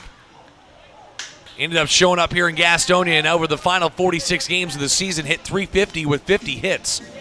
10 home runs, 5 doubles, and 27 runs batted in. First pitch swinging there, fouls it out of play. 1 for 2 here tonight with a strikeout and a single. Was stranded down at third in his last AB. Lays off the high fastball, which a few guys have chased here tonight. Derek Adams, though, pitching pretty well here into his now 6th inning of work and buying Billy Horn some innings out of an arm that maybe wasn't expecting to go 6-7 innings here tonight. That ball skied out to right center. Hampton just missed it, and he knew it. As Heath doesn't see it, on comes the right fielder and Corey Bird to make the play in a very scary moment for the right and center fielders out there. Neither one of them saw it just yet, or at least Corey Bird didn't have a beat on it either. Picked it up late, made the play for out number 3, and it remains tied at 4. On to the final third of the game we go. Top 7 coming your way here in Gastonia right after this. Since 1927, GSM Services has been the experts for providing services and finding solutions for issues such as heating and cooling, hot, cold, or drafty rooms, high utility bills, nasty crawl spaces, attic insulation, duct and dryer vent cleanings, indoor air quality, and much more. GSM Services, your one-stop shop for all comfort issues in your home. GSM offers 100% satisfaction guaranteed, and right now they're offering a free home energy audit.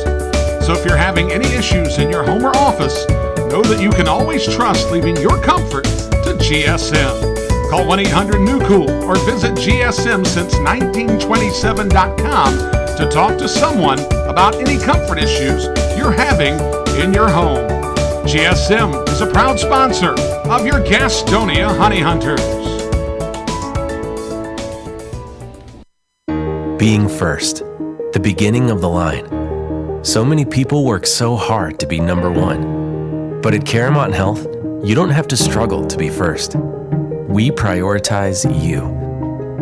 Our award-winning teams use advanced treatments to serve you. We deliver the compassion and quality you deserve, always growing, building, and innovating for your care, your health, your life. Caramont Health. Care first. What could be better this summer than a Honey Hunters baseball season? The crack of the bat, the pop of the mitt, the smell of fresh cut. Hey guys, stop. We have turf here at the ballpark. Let's try this again. The smell of fresh cut. Domino's Pizza. Sold nightly here at Caramont Health Park. The Gastonia Honey Hunters and Domino's Pizza. A winning combination.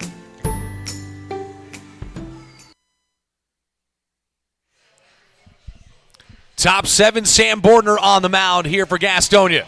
Trying to keep it at a 4-all game as we head into the final couple of at-bats in regulation innings here in Why Not? One of the better games we've seen in this series. Final time these two teams will meet in the first half of this season.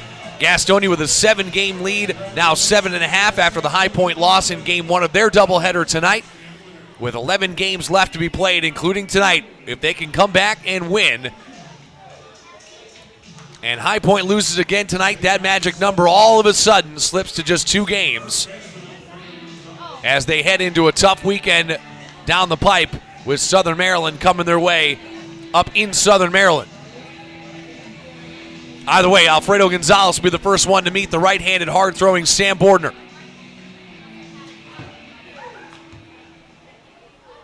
Bordner, a University of Louisville Cardinal.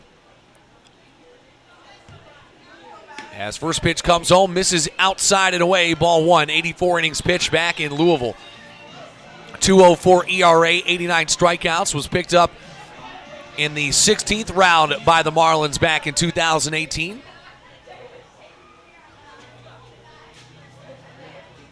Was in low A Southeast last season as he finds another one across for ball 2.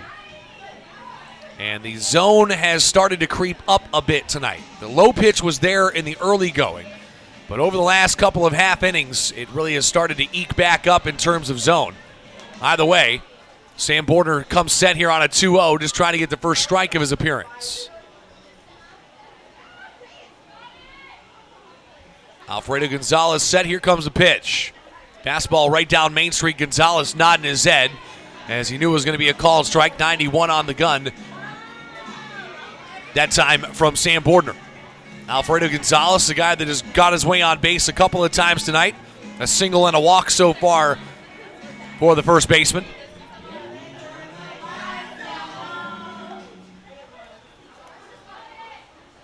Unoriginal Thirsty Thursday here at Claremont Health Park. Beautiful night for baseball under the lights here as a hot shot back towards the dugout off the cap of the bat. A late swing by Alfredo Gonzalez. 89 miles an hour, a little cut action to that one. And I think got the cap of the bat to it a little bit late. Maybe a late decision. Either way, it's 2 strikes.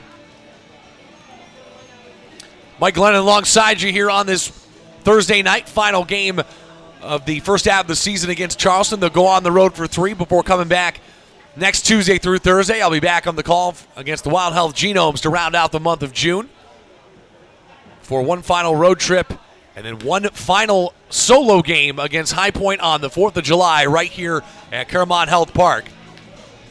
Don't think it's going to be one of those games that is going to seal the division. The division should be sealed already by the time that game rolls around, at least for Gastonia. That's what they're hoping. Something went very wrong if that's not the case. As Gonzalez, a good fight here against Bordner.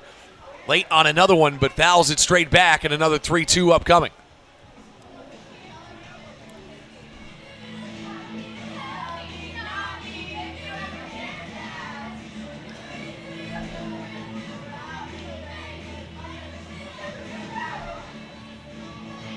Gonzalez takes his time getting back in the box here.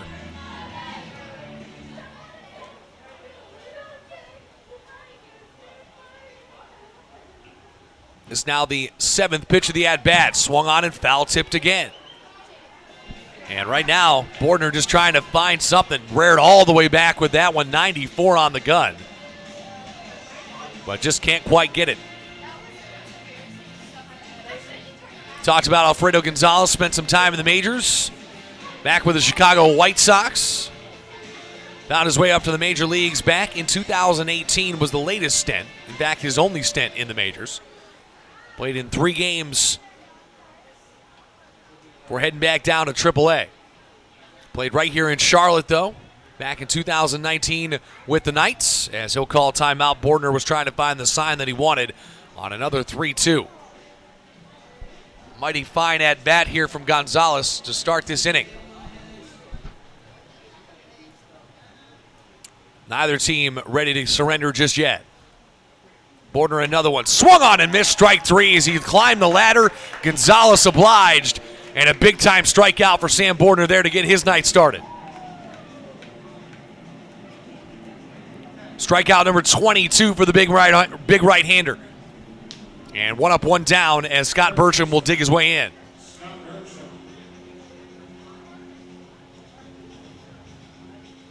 Two for 2 tonight. A double, a single, and a walk.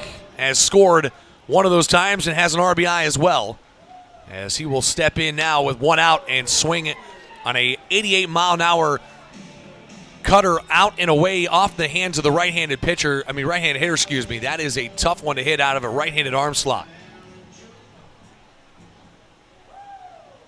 especially with the late bite that it has. Comes back down inside that time, but can't get the call. 1-1.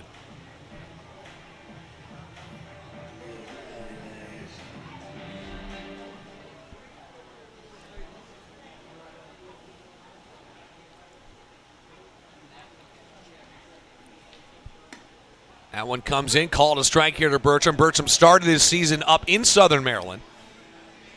Was subsequently traded after just a couple of games. Has played now 44 with Charleston. Comes in tonight with 39 hits. Now has 41 with his 2-hit performance thus far. 1-2 though here as he's battling against Bordner. And Bordner misses low and outside, ball 2.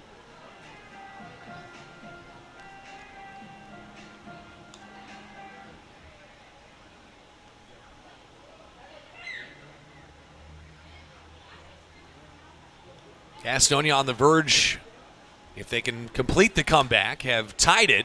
They were down 4-1 in this game back in the 4th after a 3-run top half of the inning. 3 runs after that in the bottom half of the 4th, and that's the last time either team has scored so far over these last couple of at-bats. It has remained tied at 4 since that point. 8 hits, 4 runs, 1 error for Charleston. 7 hits, 4 runs, no errors for the Honey Hunters here tonight. Nice little curveball. Some tight diving action on that one, but Bertram able to put the head of the bat to it and foul it out of play. He'll stay alive in another 2-2. That is a tough curveball to keep an eye on, and like I say, Bertram, all he could do was slap it out of play. Especially after a 94-mile-an-hour fastball, he drops it in about 14, 15 miles an hour off of that. That one called strike 3 to the outside corner. A check swing from Bertram doesn't matter. It was right there to the outside, a little two-seam backdoor action. And it's 2 up, 2 down via the strikeout here for Bordner, trying to keep it at a 4-all game as Jovan Gonzalez will dig in.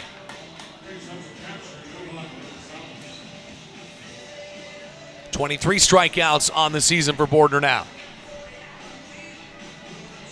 Due up in the bottom of the inning, Zach Jarrett, Alex Holderbach, then back to the top of the order with Hurley Rodriguez.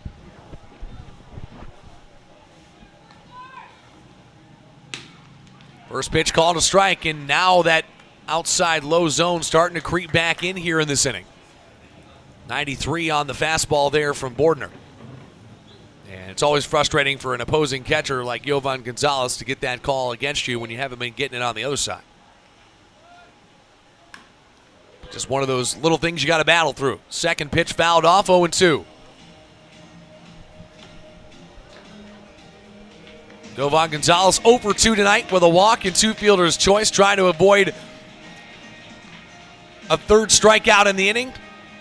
As Sam Bordner trying to strike out the side here in the top of the 7th and send us to a happy 7th inning stretch.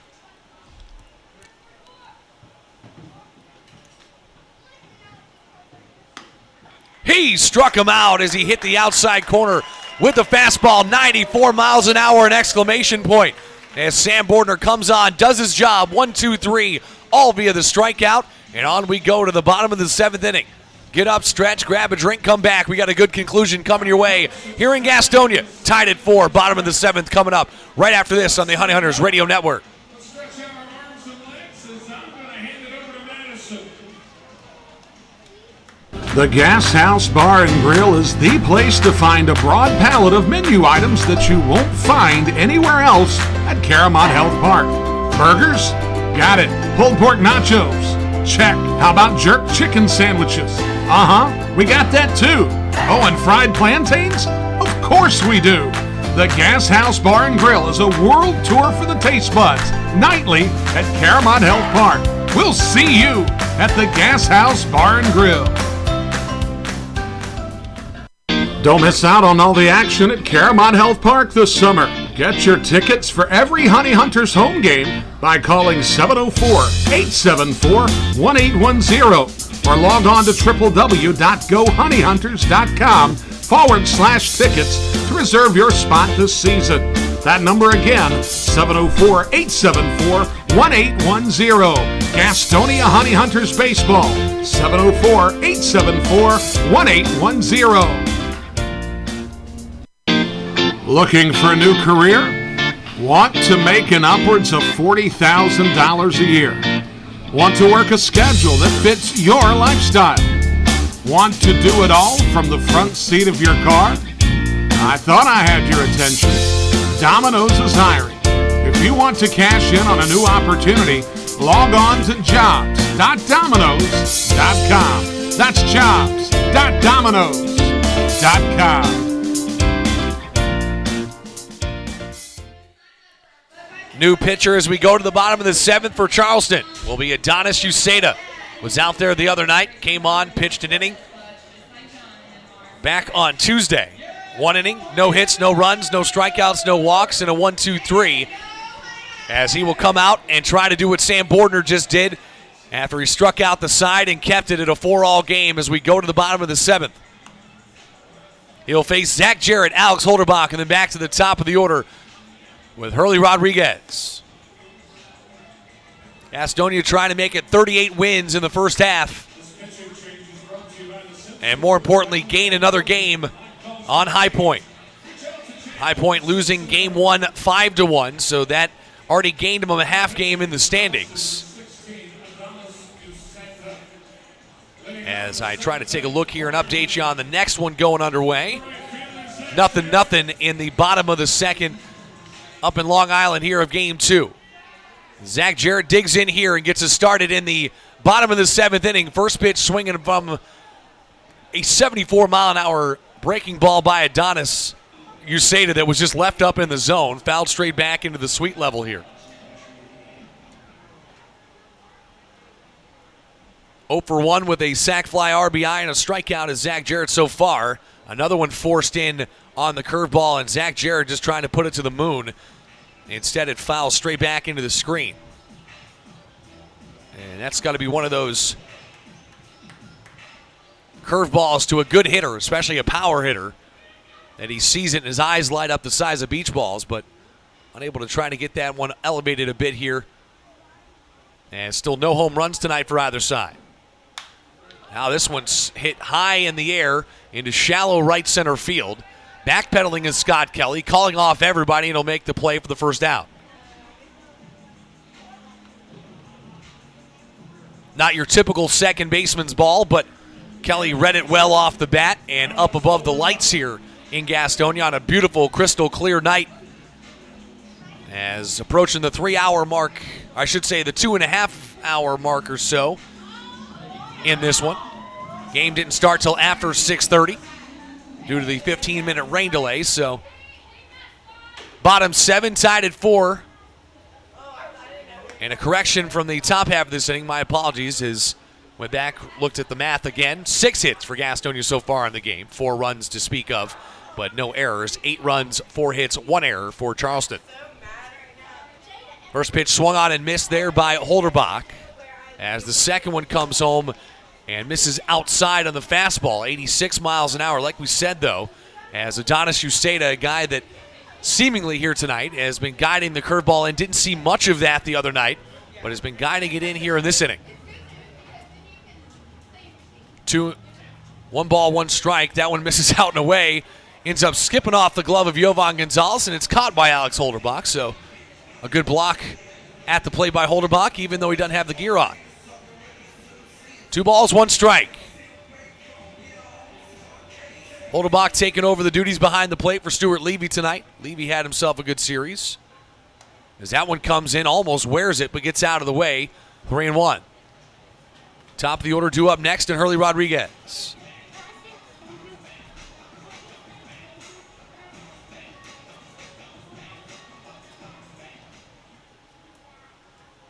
The pitch from Uceda. Skied back to the right side and out of play on another one that was just left right over the zone here. Uceda, like I say, I'm not sure as he spikes the rosin bag. A little frustrated with his location so far in this inning. Hasn't had to pay for it just yet. 3-2 pitch, though, here to Holderbach. Got to bring him one, and Holderbach's got to protect.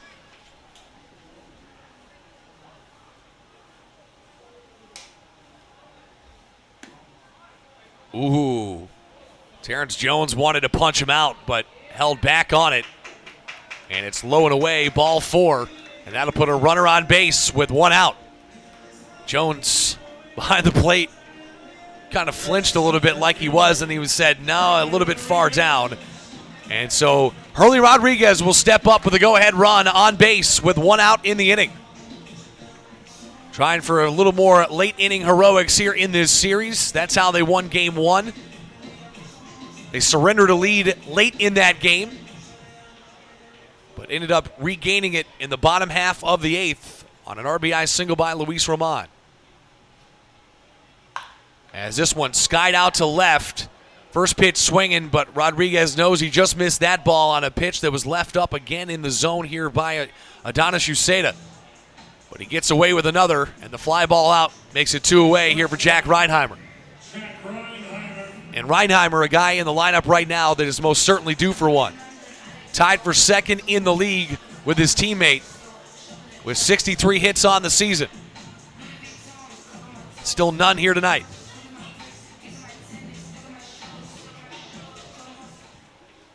Runner at first base with 2 outs.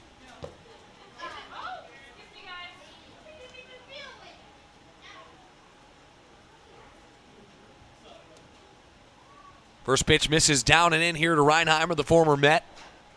Was drafted by the Mariners. Ended up make it to the major leagues in the Mets organization. As that one misses low and outside here, Reinheimer. Quick 2-0 count. Uceda just trying to make sure he can strand that runner and do what the rest of his bullpen has done, at least for the last 2 games, that is. Has done a fantastic job. Has his bullpen as a low strike there, 2-1.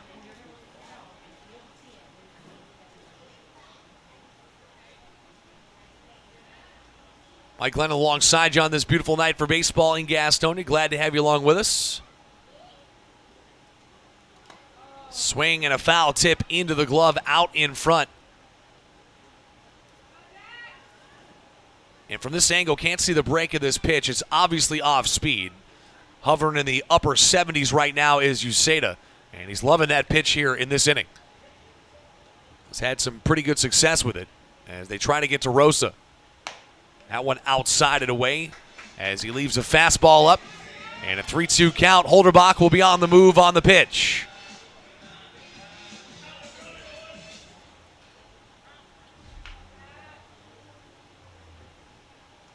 There he goes as he fouls it off to his Reinheimer on a ball that was up about letter high inside, and a shake of the head as he rounds around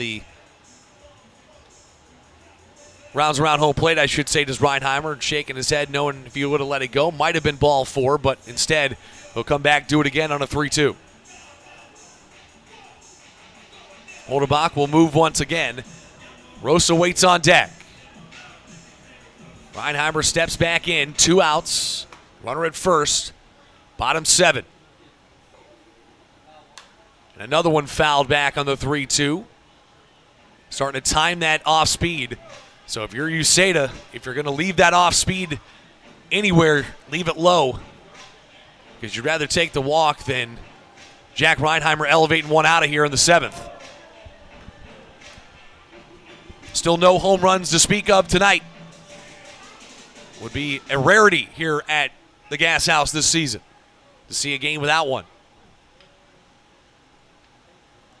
Curveball out and away. Did he go? No. And a 2-out walk, back-to-back 2-out walks. I should say a 2-out walk after the flyout. We'll make it first and second with who else but Joseph Rosa, looking for a patented Rosa time moment here tonight.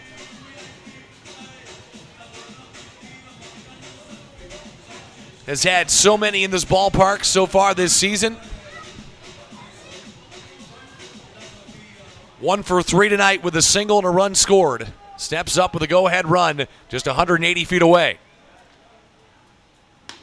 And the first pitch will come in for a called strike. 0-1.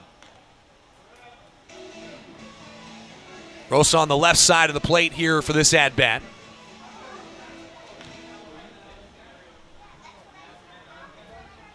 First lefty at-bat tonight for the switch hitter. Outside and away.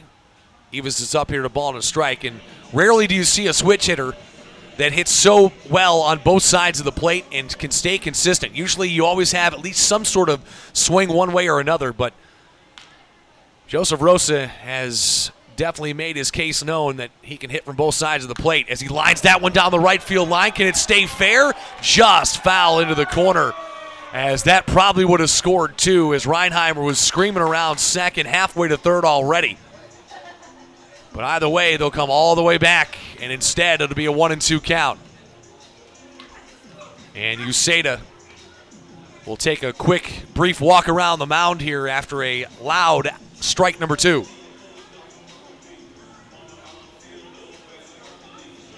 And you heard the audible gasps from the crowd here, thinking if that ball got down, that was trouble. Rosa will have to choke up, though. 1-2 count here from Uceda. Trying to tightrope his way after a 2-out walk and put a runner in scoring position here.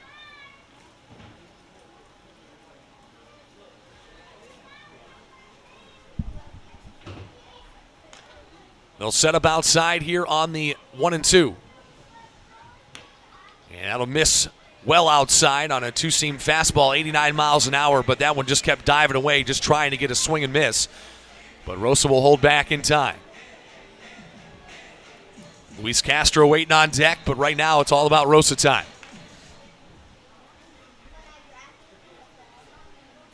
2-2 pitch. Fouled off, and Rosa will stay alive for one more. Sixth pitch of the at-bat upcoming, 22nd of the inning. Or I should say now 23rd coming here of the inning for USADA.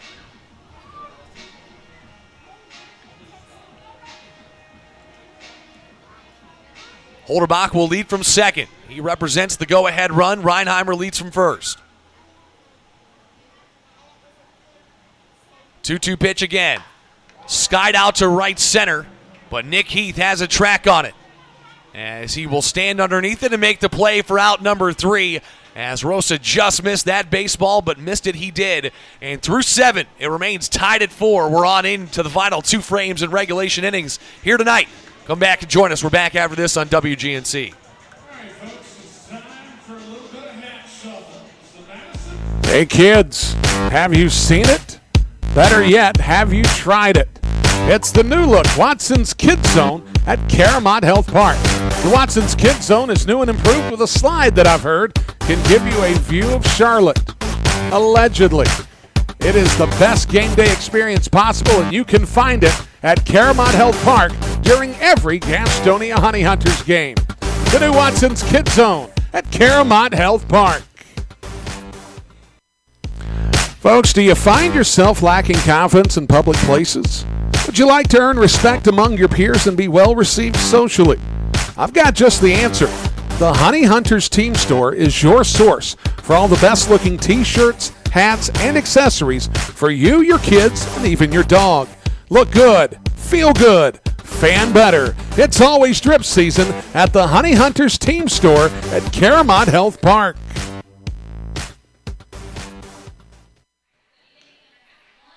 They did not get to the DH position in the lineup. They fell just two shy of that, did Gastonia, so that allows Sam Bordner to come back out. It almost works out, luckily, I guess, if you will, at least the way he has been pitching, but he will face a tough part of the order in Corey Bird, and then back to the top with Scott Kelly and Nick Heath. Bordner came out, struck out the side in the top half of the 7th inning, but we go on into the 8th, still tied at 4. Neither team has broken through since back in the 4th inning. And in fact, looking at it, just a handful of base runners on both sides. A crucial one coming back in the 5th when they left the bases loaded, did Charleston, with 2 outs, as now Bird will dig his way into the box. We talked about it. Bird kind of has that Cody Bellinger style at the plate. Both feet very close together towards the far back of the box. High leg kick and a big-time swooping follow-through. But he has been able to hit the ball. 2 for 3 tonight with a triple and a double and a run scored / RBI to go along with it. And he will lead things off. 1 for 3 with 2 strikeouts and a single. Needed Corey Bird on that swing.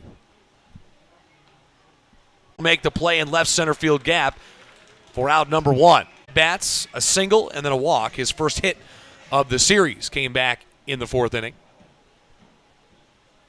As Scott Kelly will lead from first. Guy that loves to dance on the base paths and trying to catch the pitcher's attention. Slide step from Bordner that time. Pitch misses low.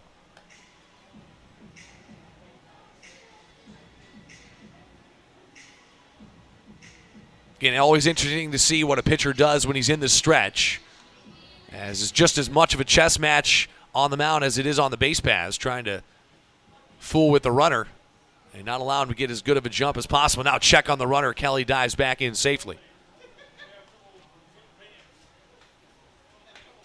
Pretty good little quick move that time from a big right-hander.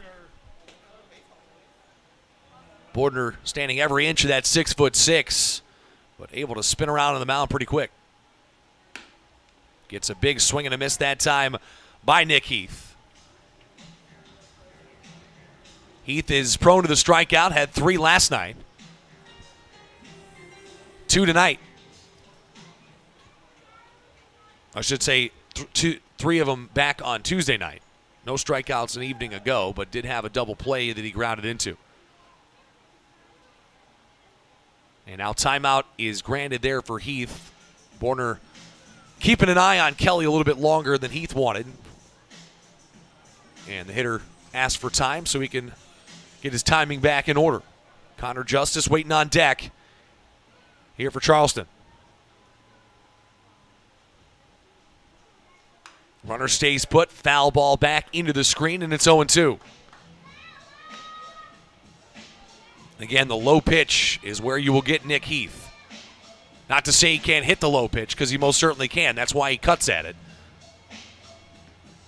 But if you can start it thigh to knee high and somehow get it to dip below into the shin level, you might get a hack at it, especially as choked up as he is right now.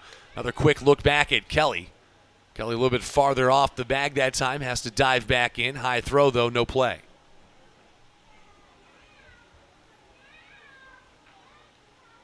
Good crowd on hand here on this Thursday night. Have been treated to a good baseball game. A little bit of everything so far, except for the home run ball. Inside, called strike three as Heath thought he was getting out of the way of one. Instead, it's a 92-mile-an-hour fastball for out number 2. Fourth strikeout of the first 5 outs he has gotten here for Sam Bordner.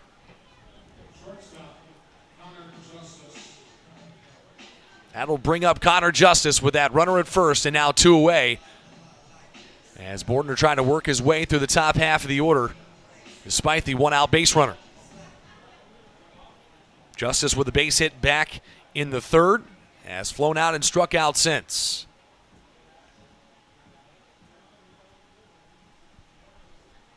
Runner goes. Picked up by Holderbach, thrown down to second base, just off the glove of Rosa. As if Rosa would have snagged that one, probably would have been an out. As that glove was on the back where the number was of Scott Kelly. But instead, the go-ahead run now moves up into scoring position here with a 1-0 count to Connor Justice. And tough break for Holderbach. That's the second time. A good jump by the runner, but a heck of a throw behind the plate by Holderbach has just come up short. Throws have been there, but unable to apply the tag. That would have been a tough tag. He had to come across the base, avoid the runner, grab it, and make the tag. But either way, a play that Rosa most certainly can make is the out and away fastball there. Almost a cutter on that one, makes it 1-1. Looking for their 5th consecutive series win here in 2022 are the Honey Hunters with a win tonight. Have seemingly had to play the come-from-behind game in most of the games they've played against Charleston this year. That just shows you how pesky Charleston has been despite being 24-31. Bodes well for the second half of the season. Fought off there by Justice. A line drive to the right side, but well foul, and it's 1-2. So Bordner looking for his 5th strikeout here, and more importantly, trying to strand that run in scoring position here in the top of the 8th.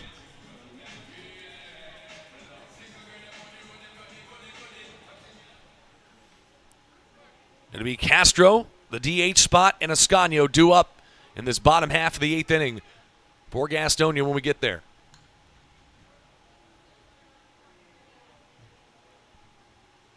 Bordner delivers. That one fouled off the handle that time.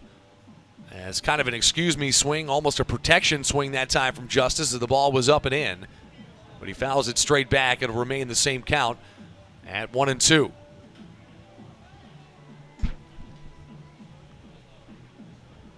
And again, that one just kind of one of those reaction swings. Ball coming in, barreling down on your hands, and just trying to move them out of the way.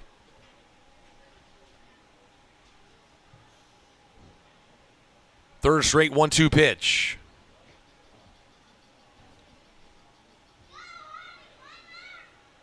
Curveball bounce back up the middle. Reinheimer going to have to make a play across his body. Got him. Did he get it? Yes, he did. Beautiful play by Reinheimer as he came in, charged, threw across the diamond, and they get him to bounce out and in the inning. So once again, that go-ahead run will stay in scoring position. And we're on to the bottom of the 8th as they try to steal one here in the bottom half of this inning when we get back here on the Honey Hunters Radio Network.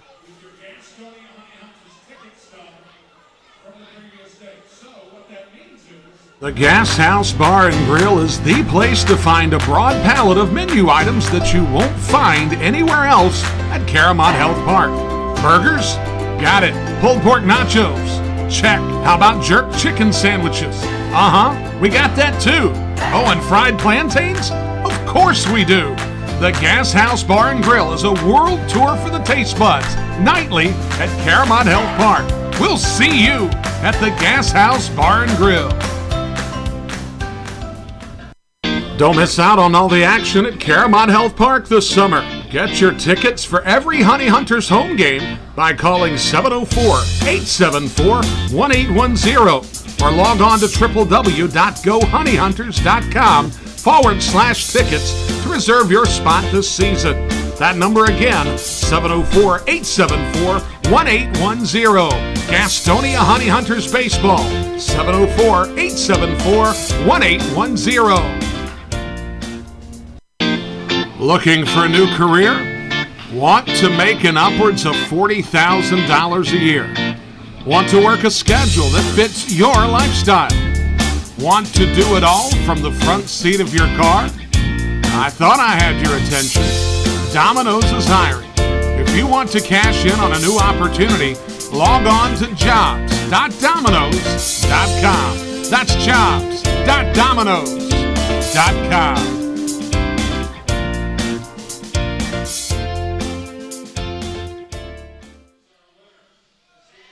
On to the bottom of the 8th we go, and as I was talking about him in the top half of this inning, with Scott Kelly, of course, being the hitting coach for Charleston, Joe Testa, the pitching coach, will take the mound here in the bottom half of the 8th. A sidearm throwing lefty. They list him at 5'10". I'm going to say he's not quite there. But a guy that was an undrafted free agent by the Minnesota Twins, ended up bouncing between them and the Washington goal. Skoll will look for a signature moment here. He's here tonight from Joe Testa, is going to break down and away. I can't imagine he's going to throw one out of here last night. Can he find a pitch to put up and over the left field fence once more? With 2 out, he's probably going to be swinging for it. And he is right there on the first pitch, but he fouls it back and out of play. An 83-mile-an-hour fastball in on the hand. On the backhand there by Justice. Flicks it on to the other side. Ascanio stopped running up the first baseline, and with a faster attempt down the first baseline, might have been able to beat out a throw as it pulled him off the bag. But either way, Alfredo Gonzalez gets back, touches it, and 3 up, 3 down. On to the 9th inning we go. Still tied at 4. Trying to keep it that way. Quentin Torres-Costa on the hill when we get back. Find out where your Honey Hunters are playing all season long at www.gohoneyhunters.com. Ticket information, www.gohoneyhunters.com. If you're looking for the latest game day fashion or wanting to bring a group to Caramont Health Park, gohoneyhunters.com. Your online home for the Gastonia Honey Hunters is gohoneyhunters.com. That's www.gohoneyhunters.com. Fans, make sure that you come out for an exciting June at Caramont Health Park as your Gastonia Honey Hunters take on the best of the Atlantic League. On June 10th through 12th, the High Point Rockers make their way to Caramont Health Park. On June 14th through 16th, as well as the 21st through the 23rd, the Charleston Dirty Birds come to Caramont Health Park. The Wild Health Genomes return to Caramont Health Park from June 28th through the 30th. Get your tickets by calling 704-874-1810. The number again, 704-874-1810. 704-874-1810. Gastonia Honey Hunters Baseball, your hometown team.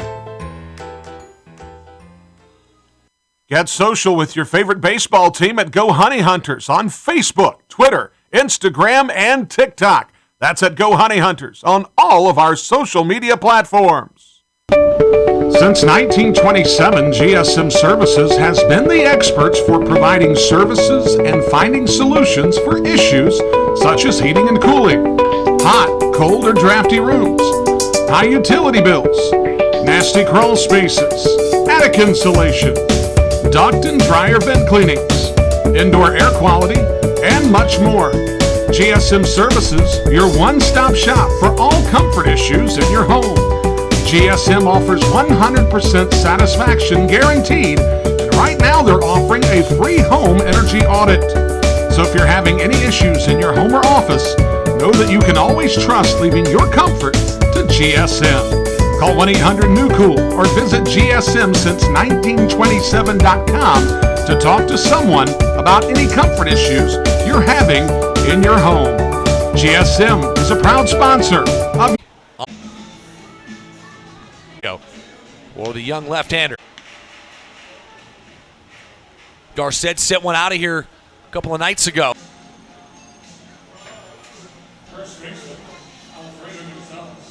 A single, a walk, a strikeout, and a pop-out for Alfredo Gonzalez tonight.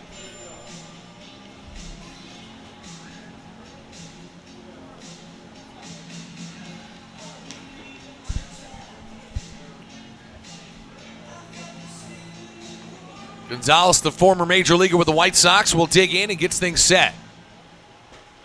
Torres Costa looking to strike out the side just like his teammate Sam Borner did back in the 7th inning. That one skied straight up and well out of play back towards the suite level here at Claremont Health Park. Actually, that one might have got up over the facade too. Shout out to Sam Borner, came out and threw 2 clean innings of relief work. Struck out the side in the 7th, gave up a 1-out single in the 8th, but got his 4th strikeout and a fielder's choice to finish off his night. Gastonia's been without the DH since back in the 5th. Swung on and missed by Alfredo Gonzalez as a pitch that just died out in the way from the right-handed hitter. Started middle away and just kept on going that direction. And a faint swing at it well out of the zone. And it's quickly a 2-strike count.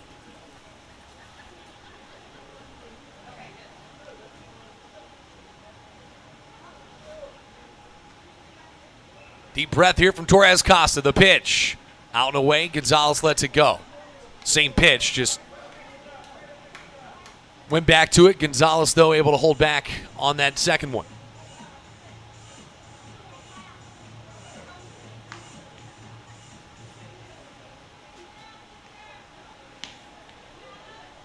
Bertram waits on deck, has had himself a good night so far. So Torres Costa would love to see Gonzalez go down here. Inside, just missed there. As back and out of the way was Alfredo Gonzalez, trying to tie up the hands. 94 on the gun that time by Torres Costa. Fastest of the night from him.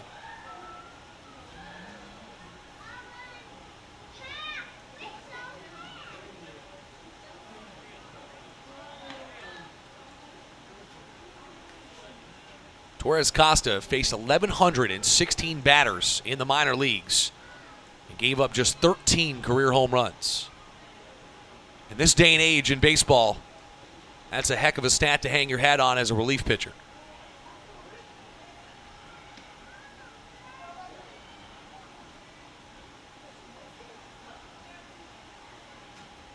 He'll come set here on a 2-2.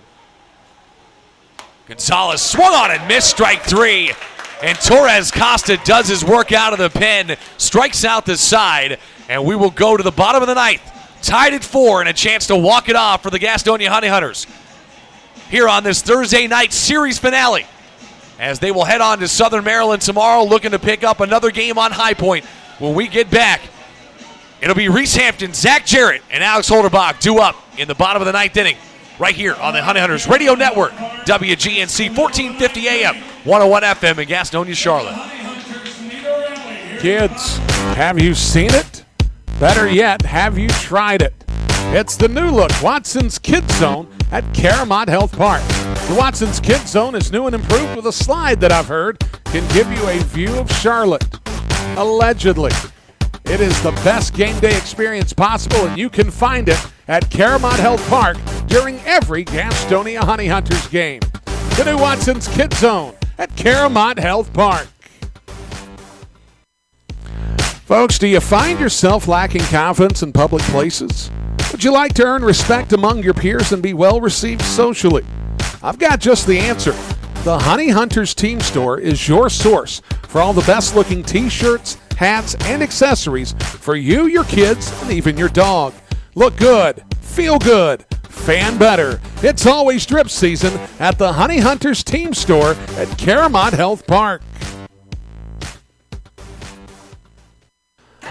Folks, it's been the thrill of a lifetime to bring professional baseball back to the airwaves of Gaston County. As a lifelong supporter of Gastonia baseball, I understood at an early age how important it was to hear the game when I couldn't be at the game. And with the advent of internet streaming now, Gastonia Honey Hunters games have even more import within the community. It also provides a great opportunity to get your message out to the Gaston County community. If advertising with the Honey Hunters is something that interests you, give me a call at 704-874-1810 and inquire about advertising with the Gastonia Honey Hunters. The number again, 704-874-1810. The Honey Hunters Radio Network, your hometown team. Thank you for supporting Gastonia baseball.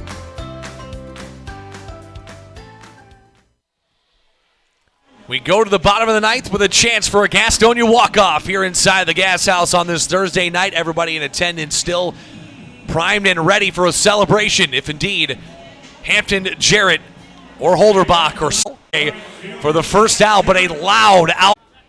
You kind of hem and haw on. Then that swing led on, but a late decision to hack at it. Out and away.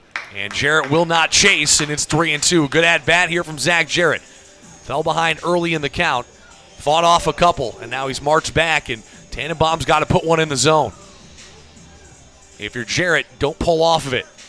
They'll probably set you up outside, so now is the time to push it the other direction. And that's exactly where Gonzalez goes, low and away. That ball hit deep left field. Get up, get out, goodbye, baseball, walk it off. Zach Jarrett touches one off deep into the Gastonia night. And Gastonia walks it off in the bottom of the ninth inning. Win number 38. And a celebration at home as Zach Jarrett is mobbed by his teammates. What a hit.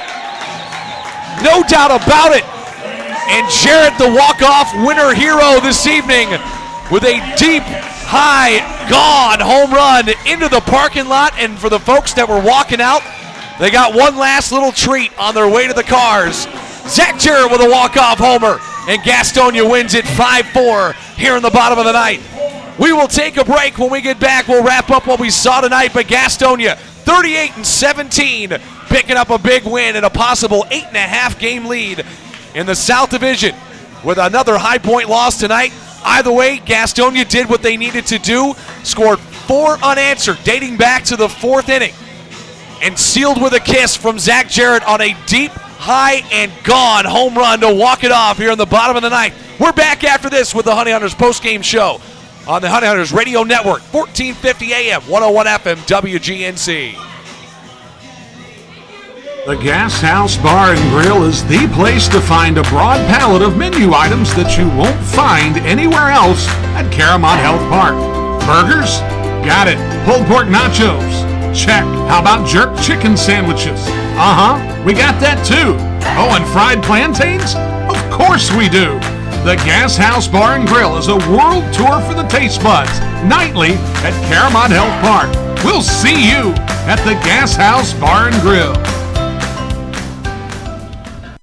Don't miss out on all the action at Caramont Health Park this summer. Get your tickets for every Honey Hunters home game by calling 704-874-1810 or log on to www.gohoneyhunters.com/tickets to reserve your spot this season.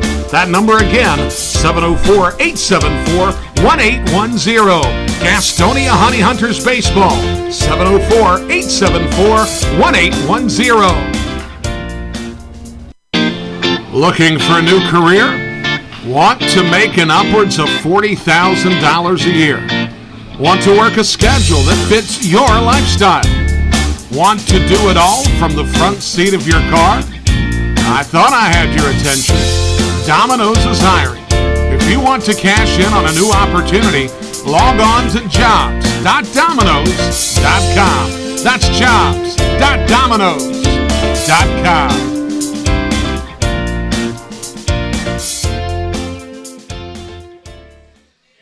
Back here in the Gas House, where if you're just joining us, you missed a walk-off, deep, long gone home run over the left field fence by Zach Jarrett.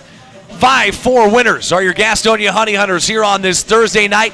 They wrap up their 5th straight series win in 2022. Pick up win number 38, and more importantly, gain a little more ground on the High Point Rockers atop the South Division as they now draw just a couple of games closer to winning the South Division.